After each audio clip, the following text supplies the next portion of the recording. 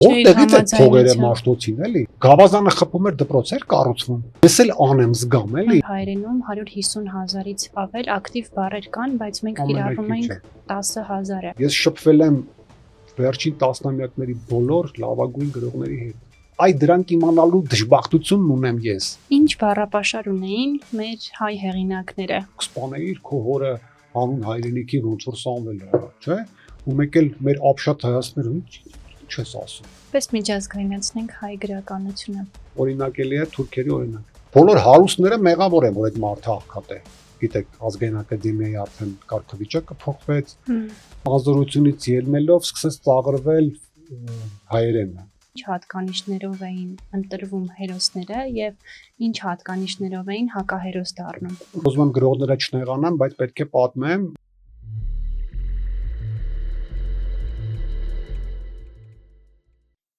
Ողջույն, ես ընթերցում եմ ձեր բոլոր ոգևորիչ նամակներն ու մեկնաբանությունները ու սրտան շնորհակալություն եմ հայտնում։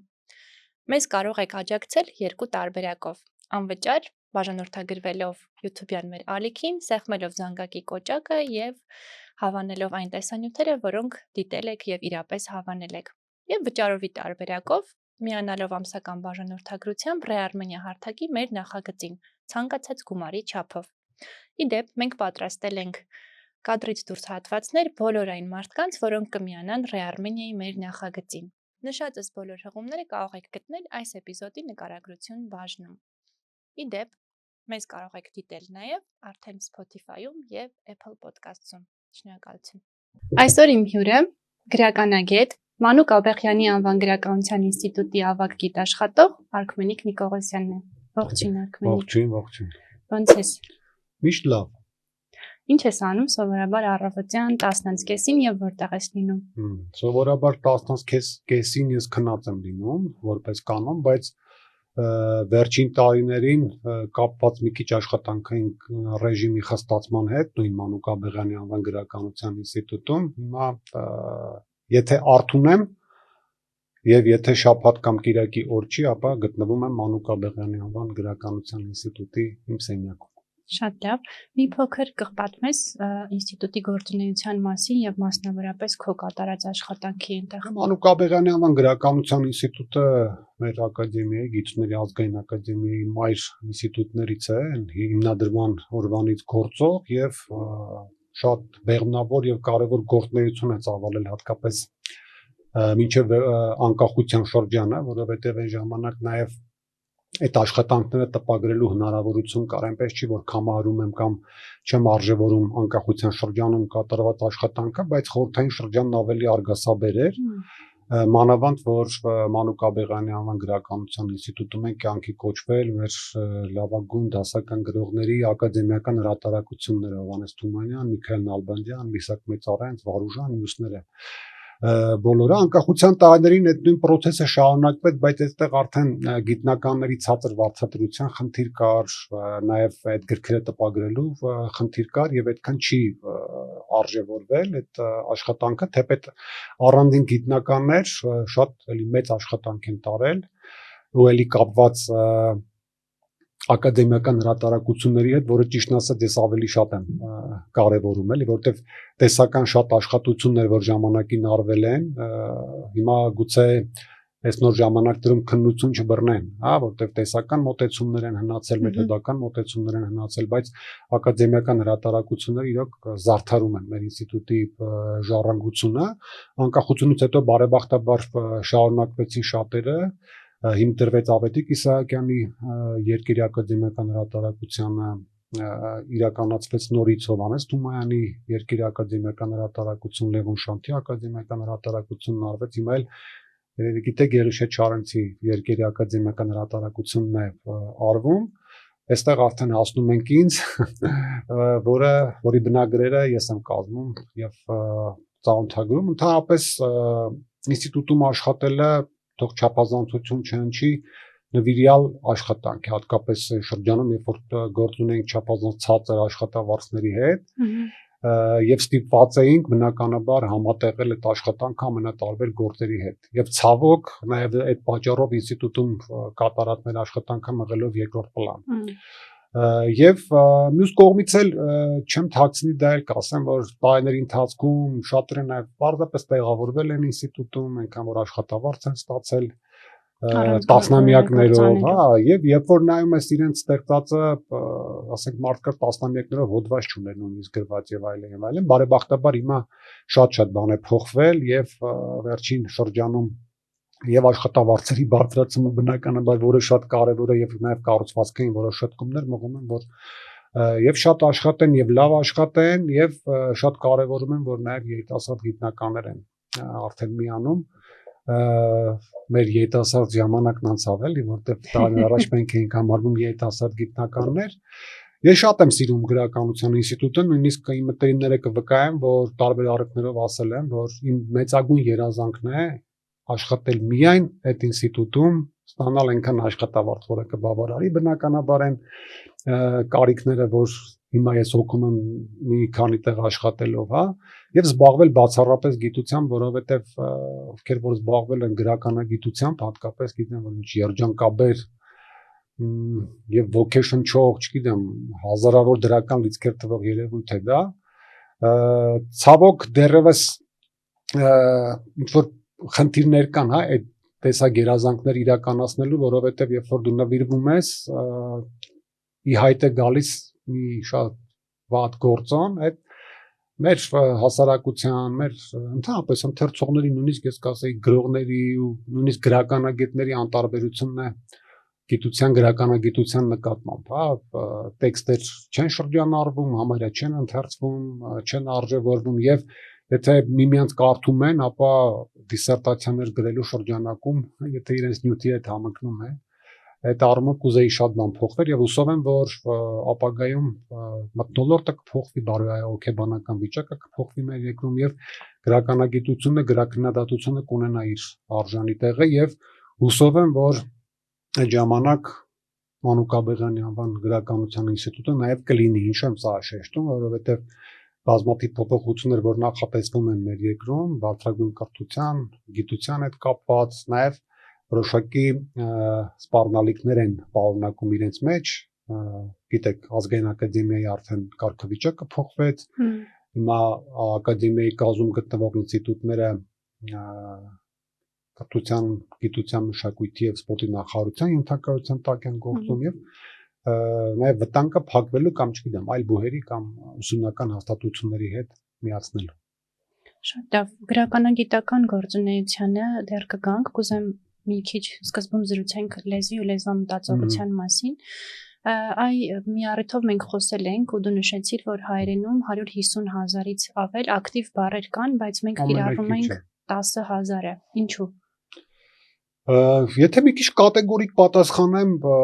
քիչ կարդալու պատճառով նախ եւ առաջ, որովհետեւ այդ 10,000-ն էլ որ ապահովում են, միջինը այդ կարդացած մարդիկ են ապահովում, իհարկե նրանք շատ ավելի շատ բառերով են խոսում կամ շատ ավելի շատ բառեր են կիրառում, պարզապես երբ որ ընդհանուր անկման հետ համադրում ես, միջինացնում ես, ստացվում է այդ 10,000 բառը։ Մյուս կողմից մեր շփման շրջանակներն ու միջավայրերն են շատ համահարթեցվել, ասեմ։ Ինչու, որովհետև տես ես մի քիչ հիմա արդեն տարիքով եմ եւ շատ բաներ եմ հիշում, մեր ժամանակ դեռ խորհրդային տարիներից, երբ որ ես փոքր էի, օկտեմբերի պիոներ, չգիտեմ, եւ այլն, կար քո լեզուն կիրառելու տարբեր շրջանակներ, հա, կար տանը խոսելու լեզու, կար փողոցում խոսելու լեզու, ընկերական շրջապատում խոսելու լեզու եւ կար արդեն կատեգորիկ տարբեր դպրոցում խոսելու լեզու եւ ել ավելի կատեգորիկ տարբեր դասարանում խոսելու լեզու եւ ել ավելի կատեգորիկ տարբեր ուսուցչի հետ խոսելու լեզու եւ բնականաբար շփումները ընդարձակվում էին նաեւ, չգիտեմ, պետական գրատեսչություններում տարբեր պաշտոնյաների հետ շփվելու լեզու,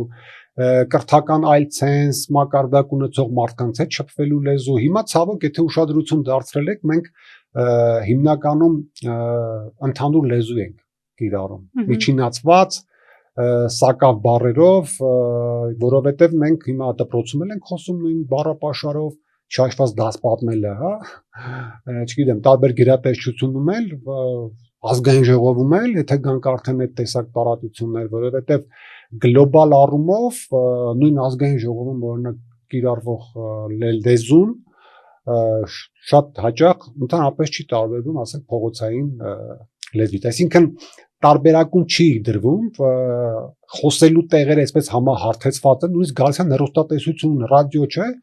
այդ լեզվով են սկսում խոսել։ Հիմա ես էլ զերծ չեմ այդ արատից, էլի, բնականաբար, եւ դա բնականաբար բերում է, հա, այդ լեզվի, այդ բառերի քիչ կիրառմանը, մանավանդ դրան հատկապես 90-ականների վերջերից իմ տպավորությամբ անզորությունից ելնելով, հա, ինչ որ խավ կա, ցածր իմ համար ցածր խավ, որի այդ անզորությունից ելնելով սկսեց ծաղրվել հայերենը, հա,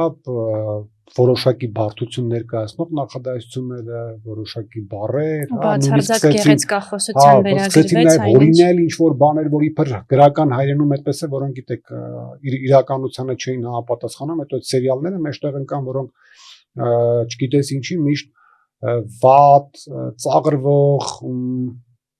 սոցիումից դուրս այսպես նետվող հերոսներին օժտում էին ամենագեղեցիկ, ամենագրական բառապաշարով եւ այդ դոդիկ, մոդիկ այս տեսակ բառերի կիրառությունը, տեսակ մամագդիրների կիրառությունը նման լեզվամտածողություն կամ խոսել կարողացող մարդկանց հանդեպ բնականաբար հետ էր քաշում մարդկանց, բայց ամեն դեպքում իմ հույսը եւ սերը այն մարդիկ են, որոնք առաջնորդվում են ոչ թե պատեհությամբ, այլ իրենց բնորոշ լեզվամտածողությամբ, հա, որովհետեւ ամեն դեպքում լեզուն նաեւ մտածողություն է եւ երբ որ դու կրում ես դա, նույնիսկ հարմարվելը չի օգնի քո լեզուն փոխել, հա, օրինակ ես ինչքան էլ ձգտեմ, ես իհարկե փորձում եմ որոշ դեպքերում այսպես ասած ոճի իջեցում, որոշ դեպքերում ինչ որ ավելի պարզ բառերի ընտրություն, թեպետ ինձ բնորոշ չեն, հա, որտեղ երբ որ դու այդ լեզուն կրում ես, այդ մտածողությունը ունես, դու ազատ խոսում ես, չես էլ մտածում դիմացինը հասկացավ թե չէ, հա, ինչքան էլ հիմա ես էլ եւ շատ մարդիկ փորձում են այդ իջեցումներն անել, բայց քանի որ կա այդ լեզվամտածողությունը, ինքը տարբեր տեղեր այնուամենայնիվ դրսևորվում է, եւ եթե այսպես ասեմ, դեռևս շարունակում ենք որոշակի ինչ որ տարբերակումներ պահել եւ տարբեր ոճեր այսօր տարբերակել մեր գրական լեզվի մեջ, նաև խոսակցական այդ մարդկանց շնորհիվ է նաև։ Իսկ եթե մարդը խոսում է հայերեն, բայց իր մտքի կառուցվածքը հենված է ամբողջությամբ օտար լեզվամտածողության վրա, այդ դեպքում ինքը որ լեզվով է խոսում իրականում։ Դա հետաքրքիր հարց է, որտեղ հիմա մենք երկու այսպես շրջափուլ ունենք այդ տեսակ հոգեբանության եւ լեզվի դրսևորման, մինչեւ 2000-ականները ավելի շուտ ռուսախոսների դրսևորումներ, որոնք իհարկե արտահայտվում էին ծեերի, վա տիգրան բանես կարգի բաներով ինչ որ ռուսերեն ոչ ստանդարտ,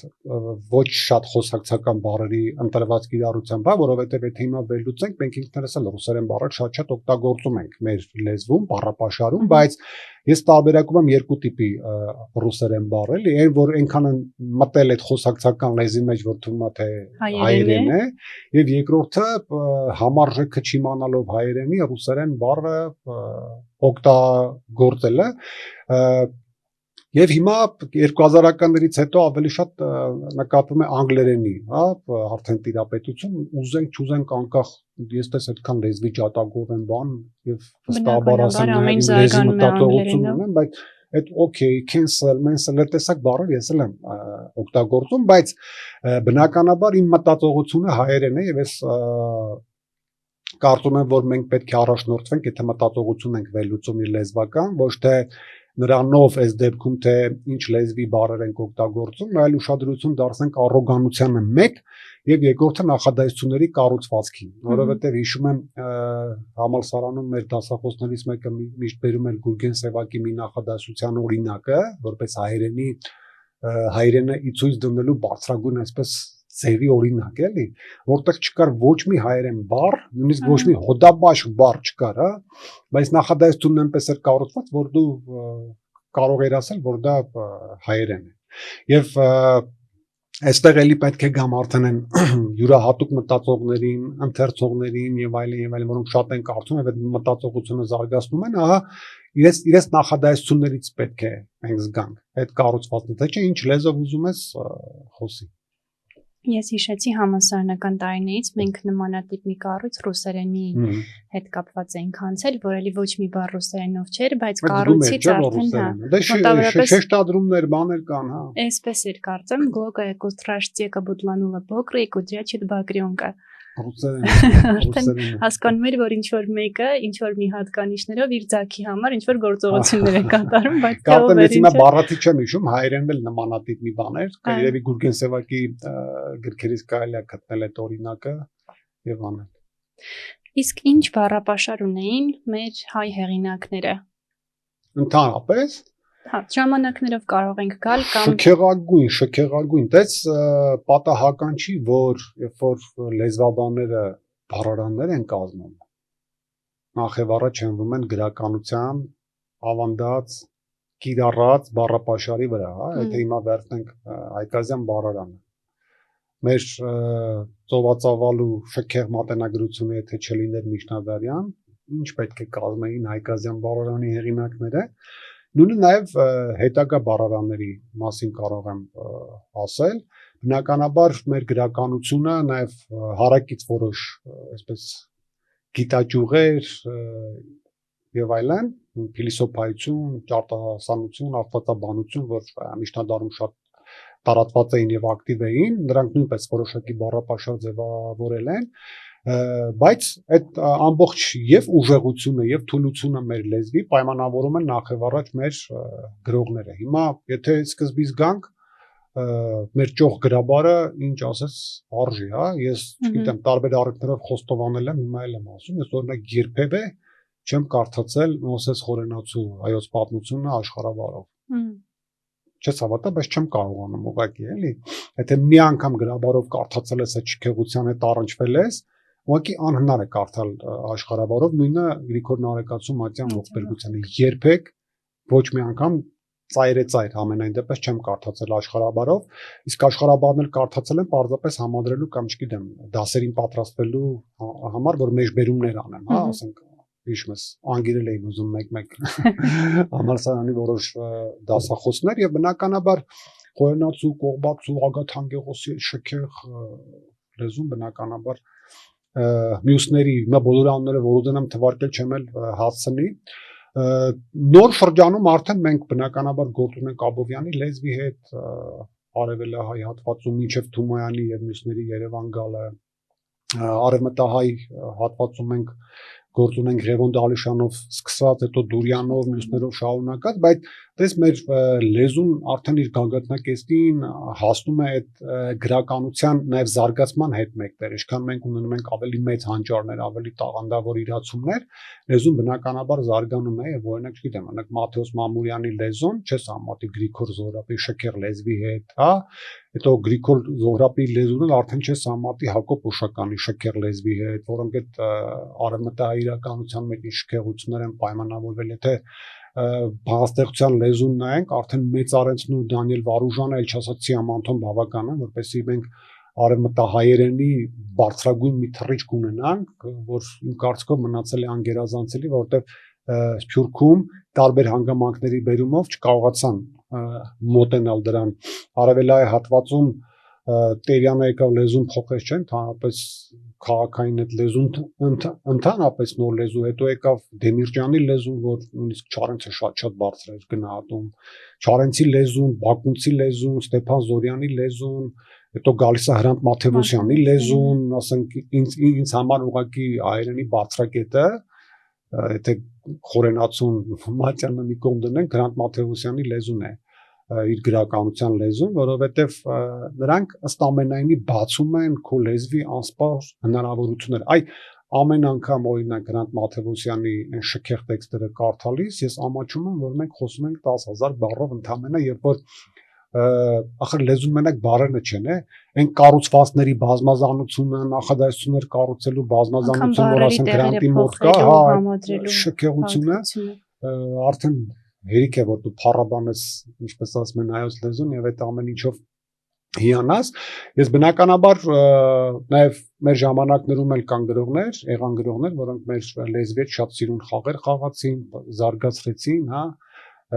նույն Արցակի մեջ եթե նայենք Լևոն Խիչյանի լեզուն շատ յուրահատուկ էր, Աղասի Այվազյանի լեզուն մի քիչ էսեիստական շատ հետաքրքիր լեզվամտածողություններ Աղասի Այվազյանը իմ շատ սիրելի հեղինակներից Վարուժան Այվազյանի լեզուն, որին ցավոք շատ քչերն են կարդացել, եւ Գուրգեն Խանջյանի լեզուն, որ փորձեց որոշակի ինչ-որ միջին տեղ գրավել, հա, որտեվ եթե մյուսների լեզվի դեպքում գործ ունենք շքեղությունների հետ նաեւ Խանջյանի լեզուն փորձեց առանց չքեղությունների յոլա գնալ եւ իր մոտ շատ լավ ստացվեց Զորայր Խալափյանի լեզուն տաղանդավորագույն հետո մեր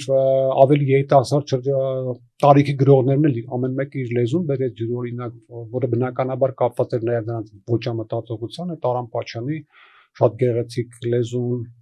Հրաչ Սարիբեկյանի Արցակի լեզուն ինձ շատ հարազատ է, էլ չասած որ պոեզիայում մենք ունեցանք նաև լեզվի եւ լեզվամտածողության շատ այսպես կատեգորիկ փոփոխություններ նաև, մենք քիչ կատեգորիկ գուցե կատեգորիկ ասեցի, բայց ամեն դեպքում Չարենցը արդեն պոեզիայում այնպիսի լեզվի բարձրակետ էր ապահովել, որ դժվար էր իհարկե դա հետագայում դրան տալ անցնել, բայց Պարսևակ հետագայում Հովհաննես Գրիգորյան, Հենրիկ Էդոյան իրենց լեզուները շատ կարևորում են, Վահագն Աթաբեկյան, Ներսես Աթաբեկյան, շատ յուրօրինակ լեզու բերեցին, որոնց հետո նաև միասավորնակ Աննա Դավթյանի պոեզիայի լեզուն եմ շատ սիրում, նաև Արցակի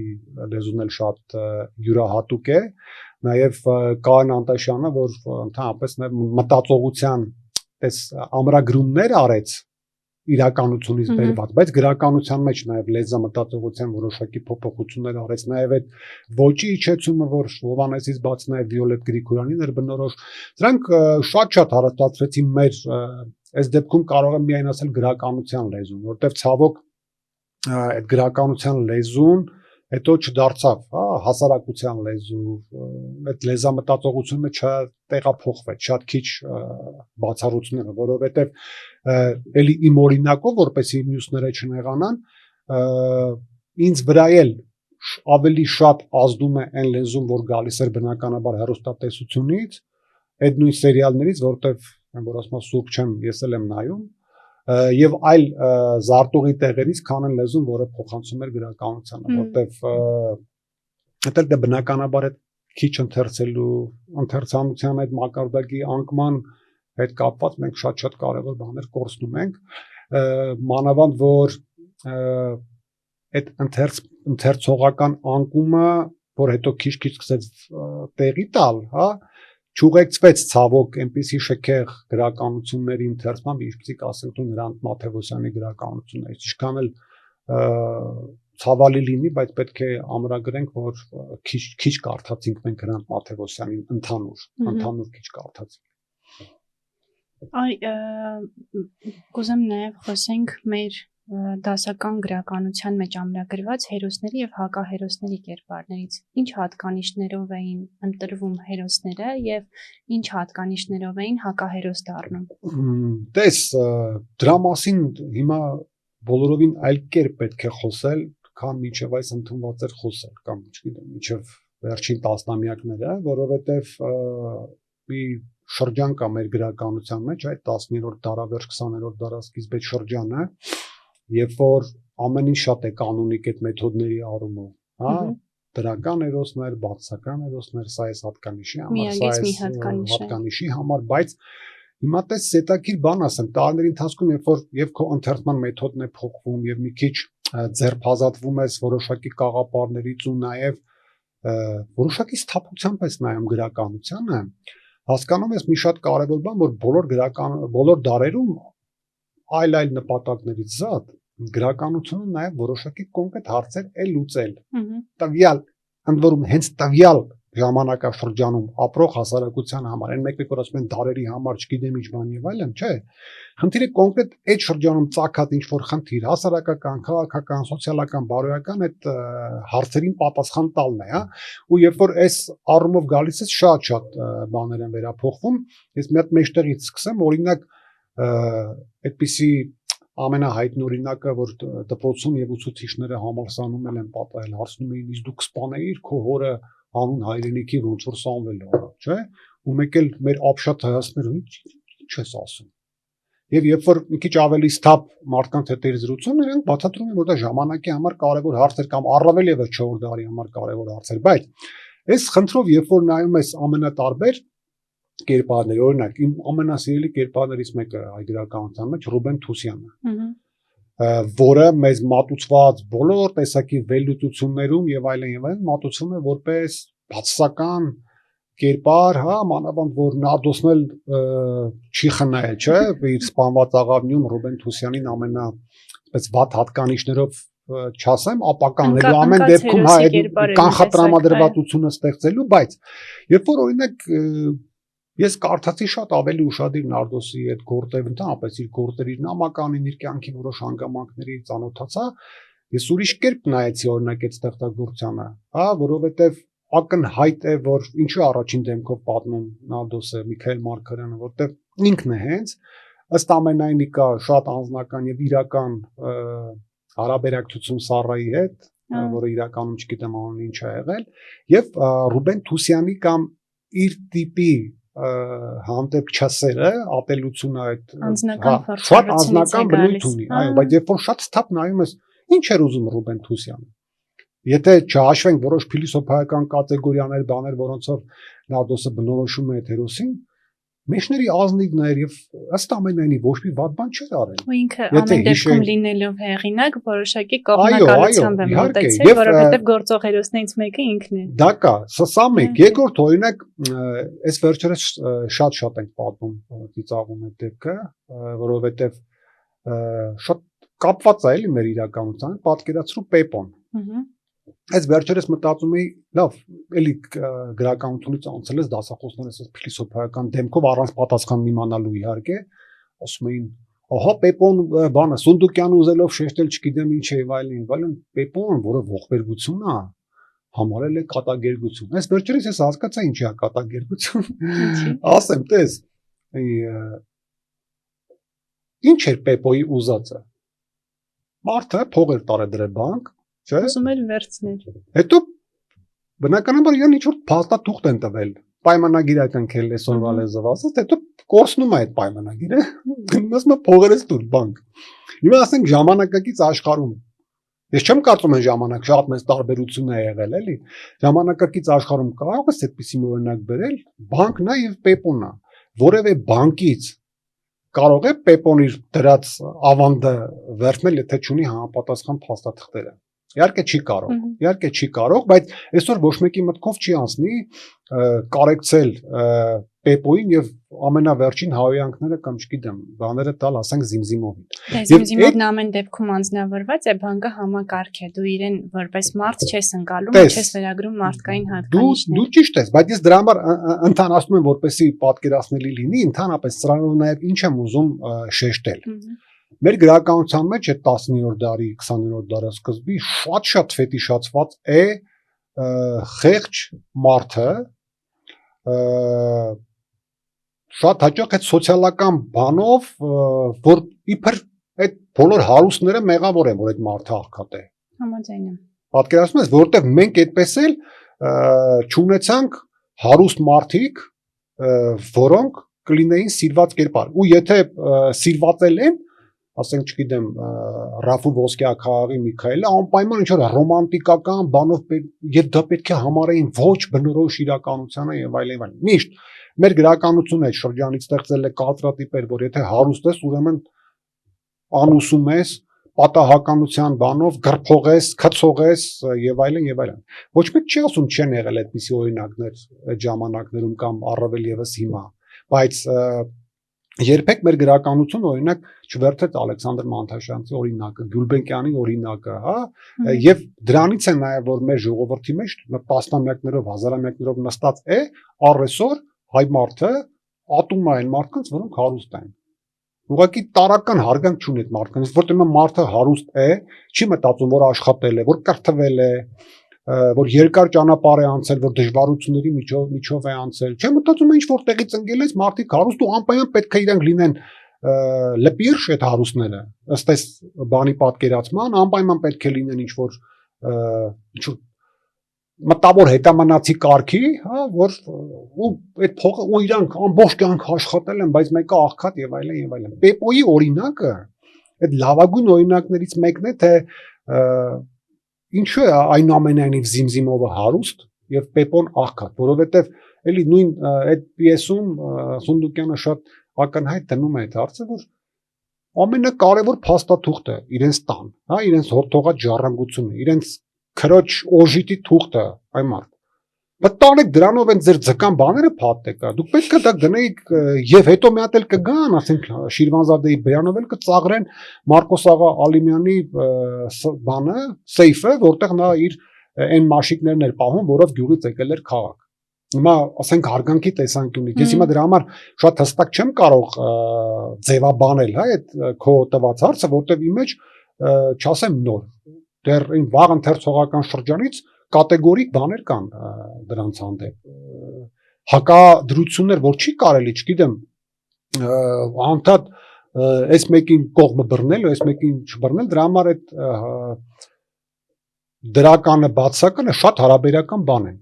մեր գրականության մեջ, բայց եթե գանք այն ամենակարևոր դրականի ֆետիշացումը, այս դեպքում դրական իմաստով ֆետիշացումը որ կա, այդ բնականաբար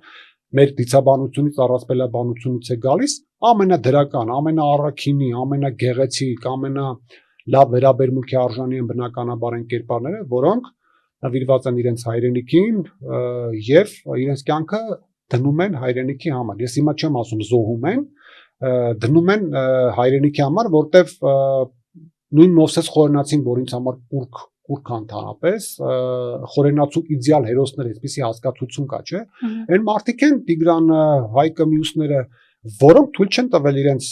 երկրի սահմանները ձեռնմխվեն թշնամիների կողմից, բայց միևնույն ժամանակ իրենք նաև հոգ են տարել այդ իրեն ժողովրդի բարօրության ամենատարբեր բարիքներ ունենալու մասին, այն մարդիկ են, որոնք շինարարությամբ են զբաղվել, կառուցել են եւ այլն, էլի։ Եվ պարզապես մեր մտածողության այդ յուրահատկությունը էլի միշտ աղքատի թույլի կողմը բռնել, բերել է նաեւ նույնիսկ այդ տեսակ պատմական հերոսների թուլացման։ Տես, մեր էպոսը, հատկապես 19-րդ դարավերջին, երբ որ գրի առնվեց, հետո շատ այդ համահավաքը ստեղծվեց,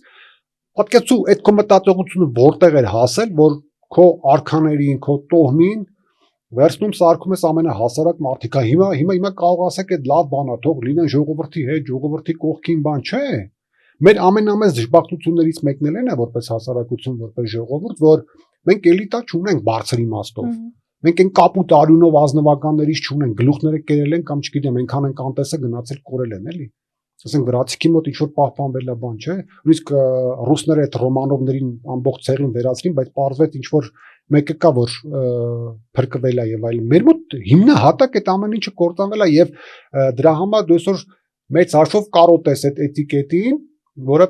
պետք է բնորոշ լինի, օրինակ բոլոր ազգին է, օրինակ ֆրանսիական այդ էտիկետով այդ վեպերը, որ կարդում եմ 19-րդ դարի այդ Հյուգո բան, մյուսներին, այդ էտիկետի հետ հարաբերվելու համար եմ կարդում, նույնը 19-րդ դարի ռուսական վեպերը, Տոլստոյ, բան, Տուրգենև, այդ էտիկետի հետ հարաբերվելու համար ես կարդում, տես, բայց մեր մոտ այնքան էր այդ ամեն ինչը չափազանցված, որպես նույն Փավստոս Բուզանդի մոտ հիմնականում, որոշ մասով նաև Ագաթա Անգեղոսի մոտ, մենք այդ Պարսից պատերազմ էպոսն ենք ավանդել, ունենք, որտեղ այդ քո վերնախավի էտիկետն է։ Բայց մենք չէ, այդ մարդկանց պետք է դնենք մի կողմ եւ ինչ որ տեսնենք ինչպես էր ապրում հասարակ ժողովուրդը կամ իրանք թալանում էին, հարկա հանում էին, չգիտեմ ինչ էին անում, ժողովուրդը չէր կարողանում նորմալ ապրել եւ կարծում եմ դրա պատճառներից է նաեւ որ այնպիսի մեծ թագավոր մեր պետականության, մեր պատմության, մեր ժողովրդի համար այնպիսի կարևոր մարդ ինչպիսին օրինակ Վռամշապուհ թագավորն է, այդ ըստ արժանվույնս գնահատված չի, հա, դες մենք ինչ ենք սովորում դպրոցում, դուք հիմա կարող եք ձեր ժամանակ փոխվել էր։ Մեսրոպ Մաշտոցն էր, այդ ամեն ինչ հեղինակ իհարկե ունենալով Սահակ Պարթևի օժանդակությունը, բայց ով էր Վռամշապուհը։ Մարդ, որին բերում ինչ որ ցույց էին տալիս մեր լավ, բայց 1000 դպրոց է բացել, չէ՞, մենակ Մաշտոցը չհաշված այդ գրերը ստեղծելուց առաջ այդքան քաղաքներում են, որտեղից է փողերը Մաշտոցին, էլի։ Ասենք sense գավազանը խփում էր դպրոց էր կառուցվում, կամ գավազանը խփում էր կամ չգիտեմ ինչ էր լինում, բայց չէ, եւ ավելին սա ֆետիշացրին նրանով, որ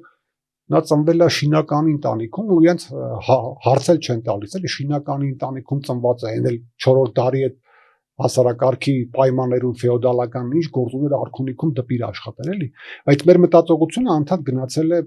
դեպի այդ տեղ ու մյուս կողմից օրինակ տես հետաքրքիր ֆենոմեն կա արդեն Խաչատուր Աբովյանի մոդել, երբ որ ուսումնասիրում ես Վերք Հայաստանին, գիտես, աղասին իրական ազնվորություն է, տեսնում ես, որ լավ էլ ազնվական մարդ է, որում լավ էլ հարուստ մարդիկ են եղել, ինչ որ կալվածներով, բաներով, բայց չէ, քանի որ այդ մտածողությունը կա, Վերք Աբովյանն էլ ասում է ժողովրդի ծոցից ելած էլի, որ մեզ էլ ասում են, նա կարևորում է ժողովրդի ծոցից ելած աղասուն եւ այլն եւ այլն։ Սրանք շատ հետաքրքիր բաներ են իրականում, իմ մեջ լրիվ վերաիմաստավորված եւ այդ վերաիմաստավորումը իդեպ սկսվեց 60-ականների մեր արձակից, ասել շեշտեմ գրականության կարևորությունը։ Ես օրինակ Պերձեթունցյանը գրեց Արշակ երկրորդ վեպը, որտեղ կա Սամվելը, էլի որպես կերպար, բայց դե բնավ են Սամվելը չի, որը սպանեց Դավաճան հորը, հետո նաեւ ուրացող մորը, սա մի մարդ է, որը Թարսի պես ծնվել է մի տոհմում, որտեղ հերոսները շատ են, որտեղ Վասակ կա, Մանվել կա, Վաչե կա, հա, Մուշեղ կա ի վերջո, եւ ինքը կորել է գնա։ Եվ այդ արարքը պատճառաբանվում էր Սամվելի ինքնասիրահարվածության եւ էգոյի ինչ-ինչ խնդիրներով։ Եվ եթե մենք սթափորեն նայենք, հավատա քո հարցադրումը շատ բաներով կմղվի երկրորդական պլան, հա, որտեվ առավել եւս երբ որ մի քիչ շատ ես գրականություն կարդում, այդ դրական, բացական մղվում են երկրորդ պլան։ Եվ պատահական չի, որ արդեն 20-րդ դարասկզբին Չարենցը երբ որ Երկիր նայերին գրում էր, գրեց որ իր վեպում չկա ոչ մի հերոս, էլի, ասենք, եւ ծաղրում էր, ինչ մի հերոս պետքա լինի, այս ինչից են, ինչից եւ այլն եւ այլն։ Մենք կարող ենք պարզապես հիշել մարդկանց, որոնցից կարող ենք սովորել, չգիտեմ, որոնցից կարող ենք խուսափել եւ ինչքան լավ են դրանք ստեղծված, այդքան իրենց առավելությունը մեծ է, բայց ամեն դեպքում էլի ընդհանրացնելով մարդը, որի կյանքը համաբանվում է հայրենիքի, այդ հայրենիքի պաշտպանության, այդ հայրենասիրության հետ ընդհանրապես իր ամենատարբեր դրսևորումներով ամենադրական բնականաբար հատկանիշն ունի մեր գրականության մեջ։ Գուցե ջրխմենք մի հատ։ Չէ։ Ես մի հատ կունենամ։ Կամի առաջին ինքը հանձնվեց։ Կրազենք եկել։ Այ կուզեմ մի քիչ խոսենք նաև գրական ստեղծագործությունների յետնաբեմի մասին, քանի որ դու նաև գրաքննադատ ես, գրականագետ ես, վստահ եմ նաև համաշխարհային գրականությունից կհիշես օրինակներ, ինչեր կան յետնաբեմում, որոնց ընթերցողը շատ հաճախ հասանելիություն չի ունենում եւ անգամ չի էլ իմանում, բայց գուցե այնտեղ լինում են գրագողություններ, համահեղինակություն կամ խմբագրական միջամտություններ, որոնք գործ են դարձնում։ Դա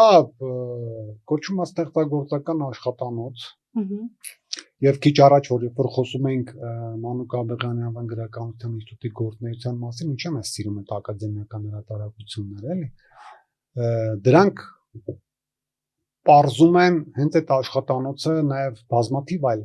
մանրամասներով, օրինակ շատ պարզ տեսնում ես ինչ է ուղարկել խմբագրին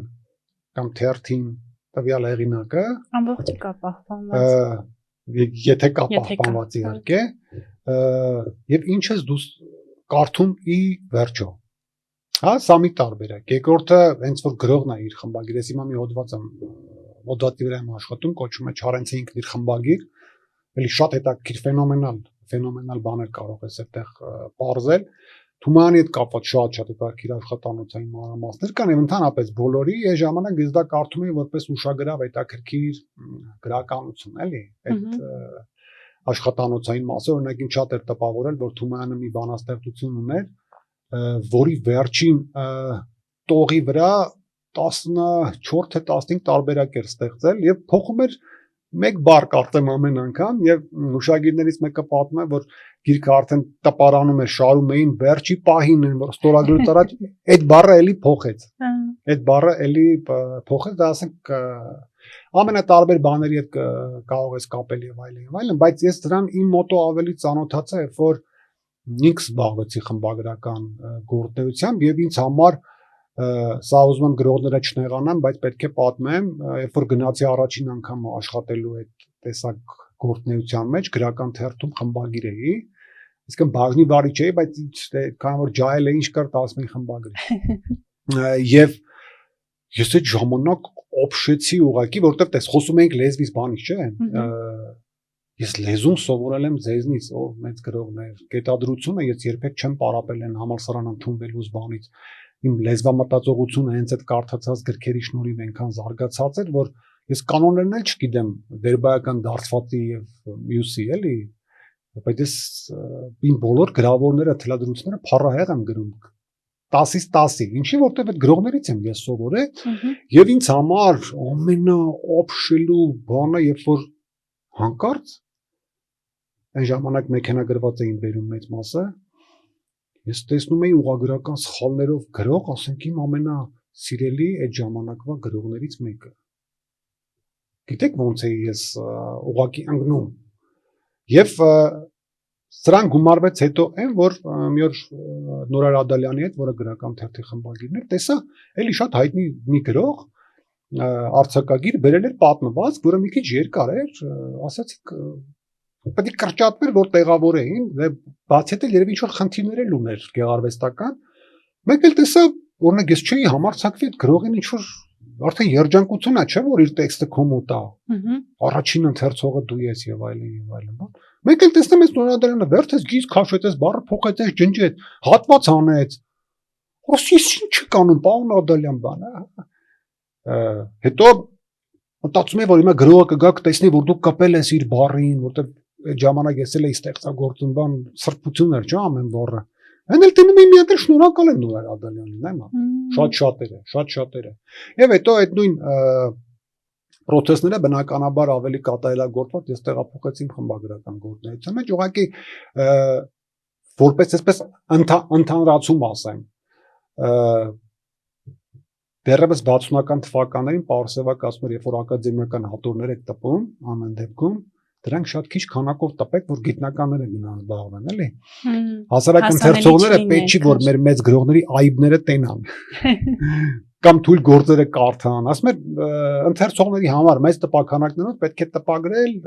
իրենց հատընտիրները, այն ինչ որ եկել հասել ամեն շքեղ, գեղեցիկ եւ այլն, որտեղ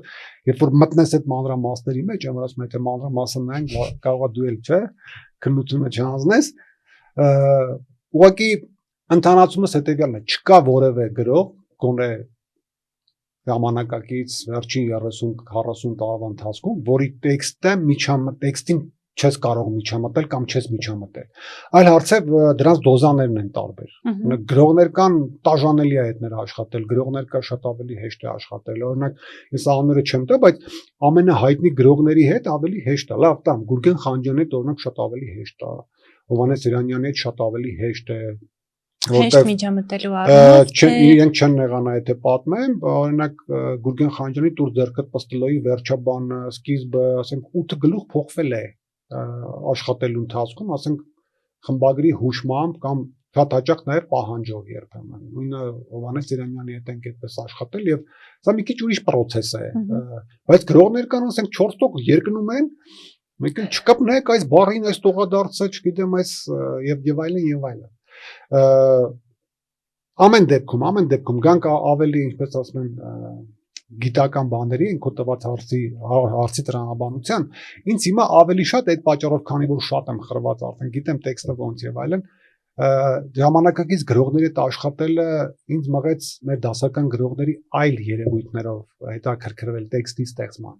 Ինչու է տեքստը գրվել, ժանտամը թե ուղղագրական սխալ կամ է, խմբագիրը փոխել է եւ այլն։ Ինչի է գրվել այդ տեքստը։ Դա է ամենից հետաքրքիր է ինձ համար հիմա։ Եվ ես քիչ առաջ երբ որ խոսում էի Նարդոսի մասին, ինձ հիմա դասական գրականության վերընթերցման ամիսներ ունեի ես, հիմա մի քիչ շատ չեմ տրամադրում ժամանակ, բայց նստում եւ մեր բոլոր դասականներին վերընթերցում էի այդ հայացքով ինչի է գրվել։ Եվ հատկապես անձնական շերտերը որտեղ են եւ Նարդոսի հետքերով այդպես էի գնում, ինչա գրվել այս գործը, հետո այդ հետքերով գնացի օրինակ Մուրացյանի մոտ, Գևորգ Մարպետունին, հիմա ասենք աղջիկս անցնում էր դպրոցում, իրեն բացատրում էի, որ հեչել այդ վեպի հերոսը Գևորգ Մարպետունին չի։ Այդ վեպի հերոսը Աշոտ Երկաթն է, որում իմ ըմբռնամ դա մի վեպ է, որը Մուրացյանը ձոնել է իր կնոջը ոսկիին, դրա համար էլ թագավորը ընտրել է Աշոտ Երկաթին, որպեսզի Երկաթ ոսկի այս համաբանությունը ստեղծի եւ այլն, աղջկաց որ ասում է Աշոտ Երկաթը կին է, ասում բայց ինչ որ բաներ ունի էլի, հիմա որ ասենք այս բանով նայես, Սահականուշի սերը իր հանդեպ եւ այլն, ամբողջը բխեցված է Մուրացյանի ոսկու հանդեպ տածած այդ սիրուց, կամ այդ նույն բանով ես սկսեցի Թումանյանով զբաղվել, ես ընդհանրապես Թումանյան ամենահետաքրքիր զբաղվելու գրողն եմ, ամենահետաքրքիր, թվում է թե այդքան շատ մեծ ժառանգություն չունի, չէ՞, 10 հատոր ընդ որում ու գրական գործերը առաջինից 5-րդ հատորներն են, պատմվածքներն էլ հետ է, հեքիաթները, բայց այն իր մի քանի պոեմները, գիտեք, ինչքան ասպար նյութ է այդ մարդու հոգեկանը քրքրելու համար, ինչով է ապրել, ինչ է թաքցրել, ինչից մեռավ ի վերջո, որտեղ այդ քարտկեղ մածկեղը բացի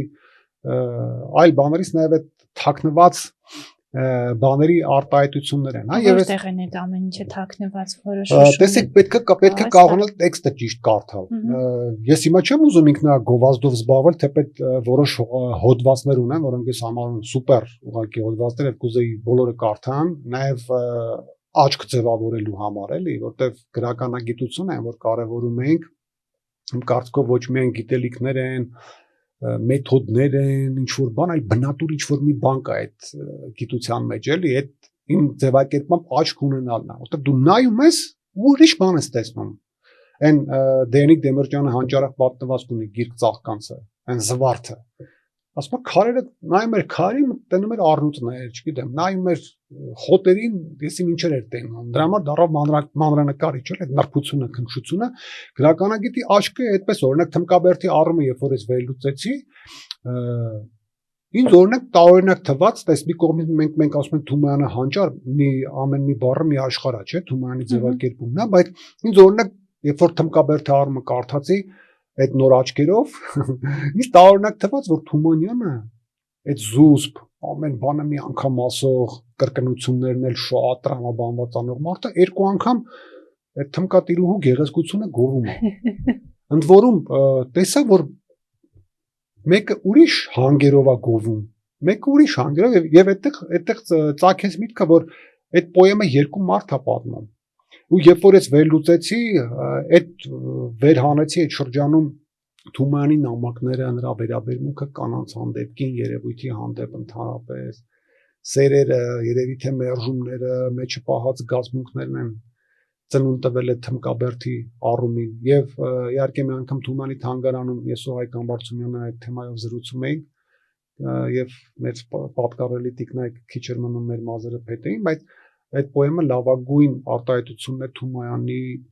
ատելության, ես կասեի կանանց հանդեպ, գոնե այդ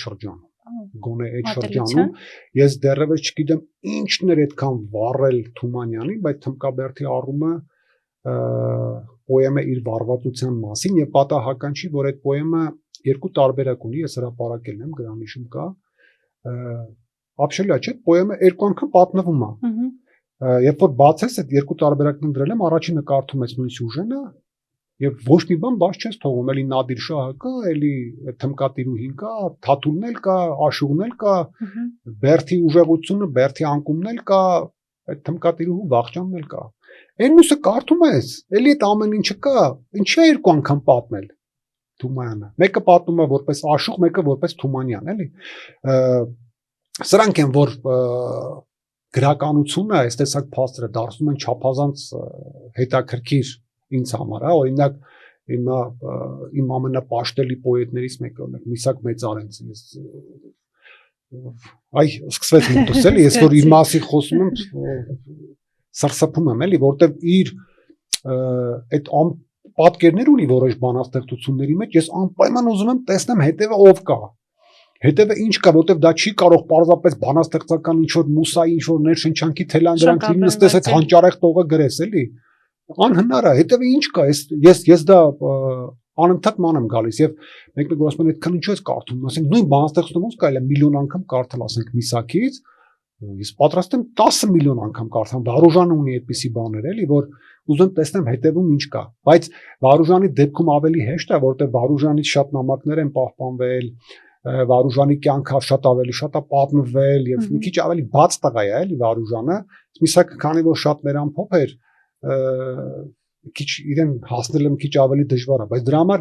իր որոշ նամակներ, բաներ ուսումնասիրելով ես շատ կարևոր բաների եմ եկել, ինչ կա այդ տողերի հետևում։ Նույնը արցակ գործերում։ Տես մի հետաքրքիր բան ասեմ քեզ, այդ առումով մի անգամ դրա մասին խոսել եմ Չարենցի թանգարանում, կարծեմ ելույթ ունեցա, Չարենցը եւ կանայք։ Այդ մենակ քո բան չի, որ հանդիպել են այս սկզբում այն աղջկան է տեսել, հետո Կարինեին է տեսել, հետո Լեյլին է եկել, հետո, չգիտեմ, Արփենիկն է եկել, հետո մյուսը միջև Իզաբելլա, էլի։ Հարցը մենակ է չի, ամեն իր կյանքում հայտնված կարևոր կնոջ հետ Չարենցը ունի բոլորովին այլ շրջափուլ եւ այլ ոճամտածողություն։ Ինչն է, հիմա տես ակադեմիական գրականագիտությունը, որ դպրոցում էլ ես անցերևի համալսարանում էլ ասում է, որ Չարենցի ստեղծագործությունը կարելի է բաժանել հետեւյալ շրջափուլերի՝ 10-ական թվեր, 20-ական թվերի ձախ ֆուտուրիստական որոնումների շրջան, վերադարձի շրջան, էպիկական լուսաբաց, հետո գիծ ճանապարհ, բայց ում միջոցով է հասել դրան, էլի Չարենցը։ Մեկ էլ բացում դնում ես հետևում կան կանայք, շատ կարևոր կանայք, շատ ազդեցիկ կանայք, որի այն մեկի հանդեպ տածած բուրըն սերը, այն մեկի մերժումը գուցե գրականություն են պայմանավորում։ Ընդհանրապես այդ կենսագրական ճակերտավոր մանրուքներ կան, որոնց դու պարտական ես, չգիտեմ, քո լավագույն վեպը, քո ամենասիրած բանաստեղծությունը, քո ամենասիրած գիրքը։ Ինձ դրանք են շատ հետաքրքրում եւ հիմա երբ որ խոսում ենք ինտրիգներից, բաներից, այն որ տեքստերը ոնց են ստեղծվել եկել հասել են լավ, հիմա ինչ ունենք դրանով գոհ ենք, հա։ Էսա, հիմա ոնց է հասեկան ուղղագրական սխալով խմբագիրն ինչքան է օգնել, ինչքան է միջամտել կամ ընդհանրապես չի միջամտել, դա շատ երկրորդական բան է, որտեվ գրականության մեջ պետք է տեսնես ինչ կա հետևում, էլի, որտեվ ոնց ասեմ, ես նախանդ մարդ եմ, էլի, այդ առումով, որովհետև տես, ասենք, ամբողջ կյանքս երազել եմ Մաթեոսյանի պես տեքստ գրեմ, այն որ հասարակ բաների մասին 90-ականներին մեկ Մաթեոսյանը մահախոսականներ էր գրում, այդ մասամբ, կամ հոբելյանական տեքստեր էր գրում, ասենք, Ֆրուզիկ Մկրտչյանի, Մեհեր Մկրտչյանի մահվան արդիվ տեքստ ունի, Հրանտ Թամրազյանի բան։ Ոչ միտեղ սայթակում չկա կամ տարածք որ դու այդպես սկսել էլ ասենք մտքով որ դու մստես ինչ որ բան գրես կվերցնես երկար կմտածես այսօր հրաժեշտ տալիս չգիտեմ արա չի մհերը այդ մհերը ասում են որտեղից դու մտածեցիր որ կարելի է այդպես սկսել էլի միշտ օրինակ որտես նախադասություններ կան Հովհաննես Գրիգորյանը օրինակ ունի այդպիսի տողեր շեդևրալ այդ ժամանակակիցներից ենք խոսում էլի ինչ հոգեր է բանը ինչ հոգեր էլի ասենք ուզում ես անպայման դիագնոզ ունենաս էլի եթե չգիտեմ ինչ որ ես էլ անեմ զգամ էլի եւ դրանք հավատացեք շատ ավելի անկարծ եթե բան ես անում հասնում ես հետքին միլիոն անգամ ավելի տպավորիչ են քան մնացած բաները դրա համար ես տարբեր առիթներով ասել եմ ես մի մեծ դժբախտություն ունեմ այդ ասպարեզում ես շփվել եմ վերջին տասնամյակների բոլոր լավագույն գրողների հետ այդ մի դժբախտություն երկրորդը մեծ մասի հետ անձնապես եւ անձնական մտերմության աստիճանի գաղտնիքներ պատմելու եւ այլն իրենց նախատիպերին իմանալու այդ այն որ պետք է մանգաս է այդ դրանք իմանալու դժբախտությունն ունեմ ես հասկանում ես ինչ եմ ասում եւ այդ պատճառով է որ երբեմն ուզում եմ նաեւ ժամանակի գրողից որոշակի դիստանցիա պահեմ նկատած կլինեն գրողները որ քիչ եմ շփվում վերջերս հետները շատ չեմ խորանում որտեվ ուզում եմ մանավանդ նրանց ում շատ եմ սիրում ում գրականությունը շատ եմ սիրում այ ուզում եմ այդ հետևինը ինքը դրած ունենա ու ես տեսած չլինեմ մանգամ էլի այդպես բաներն եմ սիրում հետաքրքիր է իսկ եթե գանք մեր սփյուռքահայ գրականությանն ու հենց Հայաստանը ստեղծ հայ գրականությանը, հա, ինչ ընդհանրություններ ու տարբերություններ ունենք լեզվա մտածողության կամ գրական ոճի առումով Հայաստանի տարբեր գրականություններ են կատեգորիկ ընդհանրապես եթե խոսում ենք արևմտահայ եւ արևելահայ հետո սփյուռքահայ եւ խորհրդահայ գրականությունների մասին միշտ մի բան ես ուզում եմ ֆիքսենք որ նրանք ավելի քիչ շփման եզրեր ունեն քան բաներ տարբերություններ ընդհանրապես եթե հիմա նույնիսկ այն ամենաանշարժ շրջանները նայենք 10-րդ դարը որը էլի համատելու տեսանկյունից շատ կարևոր է մենք ինչ ունենք այնտեղ համադրելի ռեալիստական ոճը որ Շիրվանզադեն էր ռեալիստ, Հակոբ Պարոնյանն էլ կամ Գրիգոր Զոհրաբն էլ ռեալիստ Նարդոսն էլ, կատեգորիկ տարբեր մարդիկ են նրանք։ Երկրորդ, մենք մի հատման կետ կան, որում այդտեղ 10-րդ դարում այդ գաղափարականն է, որով դու կարող էիր Ռաֆու եւ ասենք Արփեր Արփյարյանի գաղափարները համադրել, այդ ազատագրական բան, այդ ջանքերի այդ հողի վրա, բայց մնացած առումներով անգամ հետաքրքրած խնդիրների տեսանկյունից շատ տարբեր գրականություններ են, իհարկե դա պայմանավորվում է նաև լեզվի ազդեցությամբ եւ ընթերցած գրականության ազդեցությամբ, որտեղ արևմտայի հայտնի բանը ավելի շատ ֆրանսիական ազդեցության էր, արևելահայ ավելի ռուսական, որը նաև հետո պոեզիայի մեջ դրսևորվեց, հա։ Մենք մինչև Տերյանը, ինչքան էլ մենք մեծություն շատ բարձր գնահատենք Թումանյանին, Իսահակյանին եւ այլն, իսկ կարծում եմ, որ Տերյանով էր այնուամենայնիվ, որպես եվրոպական կամ չգիտեմ մտածողություն չեմ ասում արժեք, որտեղ Թումանյանին հասնող չկա, խոսքը դրա մասին չի։ Երբ որ մենք մոտեցանք քիչ թե շատ արևմտայի բանաստեղծության, որտեղ նույնիսկ իր ասենք Ռուբեն Սևակ, Վարուժանը, Ցիամանթով ինտրաբան էլի, մտես ուր են եւ հարցերն ու հարցադրումներն էլ շատ տարբեր են այդ գրականությունների մեջ, եթե կա։ Տես, եթե չլիներ մտածողությունը նորից տեղանքը պայմանավորվում է։ Տեղանքը դա բնականաբար է, որովհետև ինչ որ այս տեղանքը, բայց ավելի շատ տեղանքի նաև խնդիրներ են, նաև ովքեր են քո հարևանները, ում հետ ես ապրում։ Տես, այդ միջավայրի գործոնը, տես մենք մի ցավալի իրողություն ունենք, չէ՞, մենք կամ մեր գրականությունը կամ Պոլսի քաղաքը կամ Պոլիսն է, կամ Բաքուն է, կամ Թիֆլիսն է։ Մենք Երևան հետո ենք վերել շատ քիչ Աբովյանի մոտ, հետո Բաքուց մեկավ, Չարենցը եկավ։ Հետո նոր սկսվեց այդ գրականության մեջ Երևանը երևալ։ Հիմա ընդ որում տես Պոլիս թուրք էր,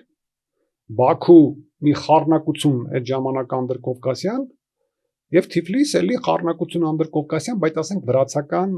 ընդգծված գոնե հատկանիշով։ Բաքվում ընդգծված բան չկար, տարեր չկար, բայց Պոլսում ու բանում կար էլի։ Եվ բնական ամեն մեկը իր կնիքը պետք է թողներ այդ իր հերթին եւ պատահական չի, որ այդ առումով էլ մենք ունեինք արևելահայ գրականություն շատ ավելի սոցիալականացված, քան արևմտահայ գրականությունը։ Նույնիսկ արևմտահայ գրականության սոցիալականացված գործերի մեջ գեղեցկությունը նախ եւ առաջ է։ Ասենք Զորապի նորավեպեր էլի, ինչքան էլ մյուսներին բարձր դասես ոնց կարող ես համատել, չգիտեմ, ասենք Թեֆարիկը, ասենք Փոստալը թեկուզ ուրիշների հետ եւ նաեւ ջանքերի տարբերություն կա, ջանքերի, հա, ինչի ես ուզում հասնել գրականությամբ։ Տես մի զարմանալի բան է եղել մտածողության էլի որակ, որ ամեն դեպքում Օսմանյան Թուրքիայում մեր ժողովրդի գոյությունը ավելի վտանգված էր, քան օրինակ ռուսական կայսրությունը։ Սա բնականաբար բերում ամենակատեգորիկ տարբերությունը գրականությունների։ Որտեվ հետաքրքիր բան ասեմ, արևմտահայ գրականության մեջ երբեք չկա տվայտանք կամ խնդիր, ինչ պետք է լինի մեր արևելահայ եղբայրների հետ։ Բացարձակ չկա այդպիսի հարցդրված։ Երբևիցե որևէ ժամանակահատվածում այս վտանգները սպառնում են իրան։ Բայց չէ՞ որ ռուսական կայսրությունն էլ չէ, ներ չի սուրբ էին։ Եկեղեցիների կալվածներն էին զավթում, ամենատարբեր վատ բաներ էին անում։ Բայց արևելահայ գրականության ամենակարևոր բաղադրիչներից մեկը ինչա լինելու մեր արևմտահայ քույր եղբայրների հետ։ Իսկն գոյութենական վտանգը տաճկա Հայաստանի այդ ժամանակվա կիրառված բառով դա խնդիր է։ Դա խնդիր է, որը բնականաբար տեսակ էր փոխում գրականության։ Արևելահայ գրականությունը դարձել էր ավելի ծրագրային այդ առումով։ Ինչը որ արդեն ցավոք իր ամենածաղկման փուլում է, որ արևմտահայ գրականությունը ավելի գրականություն է, էլի։ Ոնց ասեմ 14-15 թվերին արդեն որ Սիամանթոն, Վարուժանը, այդպես Վարուժանը հացին երգեր գրում, Սիամանթոն անցել էր հայրենի հրավերներին, որտեղ իհարկե իրեն բնորոշ այդ թեմաները կային, բայց լրիվ արդեն զուլալ մի քիչ ուրիշ բաներ են, Ռուբեն Սևակն դե սիրո գիրքեր գրում, այ մարդ դե մեծ Արենցը կար, բանը կար, այդ տղեկը գալիս էին շքե, բայց դրանց արցակ է թերթոն վեպեր, բաներ, շշմելու խելագարվելու բան է այդ արևմտահայ իրականությունը եւ իրենց հակու կապը ես առիթ ունեցել եմ մի տարի ուրեմն ցեղասպանության 101-ի առիթով մի հրաշալի ծրագիր արեցինք, որը այսօր թվայնացված կա ամերիկյան համալսարանի այդ թվանշանային կայքում, բոլոր մեր ցեղասպանությանը զոհ գնացած գրողների գործերը թվայնացված են։ Նահատակ հեղինակների։ Այո, նահատակ հեղինակների, հա, որի ցանկը ես եմ կազմել, հետո դրանից հետո Աշոտ Գաբրելյանը Գեղարնազող գրողներ անթոլոգիան տպեցինք։ Լուսանկարներ էինք անում, չէ՞, գնում էինք գաթ, բան, գաթից բոլոր լուսանկարները վերցրեցի։ Ինչն է շշմելու, սրանց հակու կապը։ Մեկ կարդում ես, տեսնում ես այդքան լավ չեն էլ ապրել, ասենք Արտաշես Արությունյանը սովորական տղա է էլի, ես չի միլիոններ առնում, որ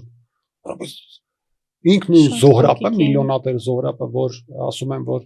Փարիզի նորաձևության տների առաջին կլիենտները, հաճախորդները իրանք էին փորձում։ Զոհրաբը իր աղջիկերքի կնոջ ու բանի հետ Զոհրաբին հավասար հակնված եմ, որտեվ այդ էտիկետ ասված է, որի մասին մի քիչ առաջ ափսոսանքով խոսում է, այնտեղ կար։ Ահա ցավոք արևմտայի գրականությունը այդ ամենակարևոր պահին գլխատվեց, ամենակարևոր պահին, որտեվ արդեն խնդիրներն էին փոխվել, ավելի շատ գրականություններ, չէ, Վարուժանն ասում էր վերջապես Մարթեակին գիրքն եմ գրում, Էթանոս երկրը երբ որ գրեց, արդեն անցնել, որտեվ դա ցավագին բան է, դա մեր գրականության ողբերգությունն է, որի մասին Թումայանը մյուսները շատ են խոսել, մեր գրողները իրենց տաղանդը շատ հաճախ զոհել են ազգի կարիքներին, չէ, դու նույն Նալբանդյանի մասին ասում ես, ինչա ինքը սիրած չուներ,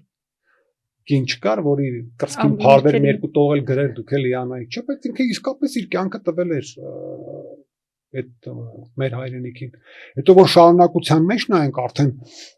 Սփյուռքի խնդիրները, ընդհանրապես մենք իմ կարծիքով առաջի շրջանը չհաշված, Մաթեոս Զարիֆյան, Վահե Վահյանի են սկզբի բանաստեղծությունները, Վահե Հայկբան, նույնիսկ Քուշանյան, Շահնուրեն սկզբի շրջանը չհաշված 20-ականների սկզբի, երբ որ դեռևս այդ օրգանական բանը նայվում էր արևմտահայ գրականության, ամեն դեպքում կապը դեռ մեծ էր, ինչ էր անցել 5-6 տարի, էլի։ Հետագայում հատկապես 30-ականների այդ ֆրանսիական մեր գրողների այդ Երևան գալուց հետո շատ բան փոխվեց Սփյուռքի գրականության մեջ, նույնիսկ այն աստիճանի, որ հայերենը այստեղ պայմանական է։ Իհարկե շատ կարևոր է լեզուն, բայց ես եթե մի երկու հատկանիշել զանցառնենք, այդ նույնն է ոնց որ կա իսպանալեզու գրականություն եւ Կոլումբիայում եւ Իսպանիայում եւ Արգենտինայում եւ Ուրուգվայում, չէ՞։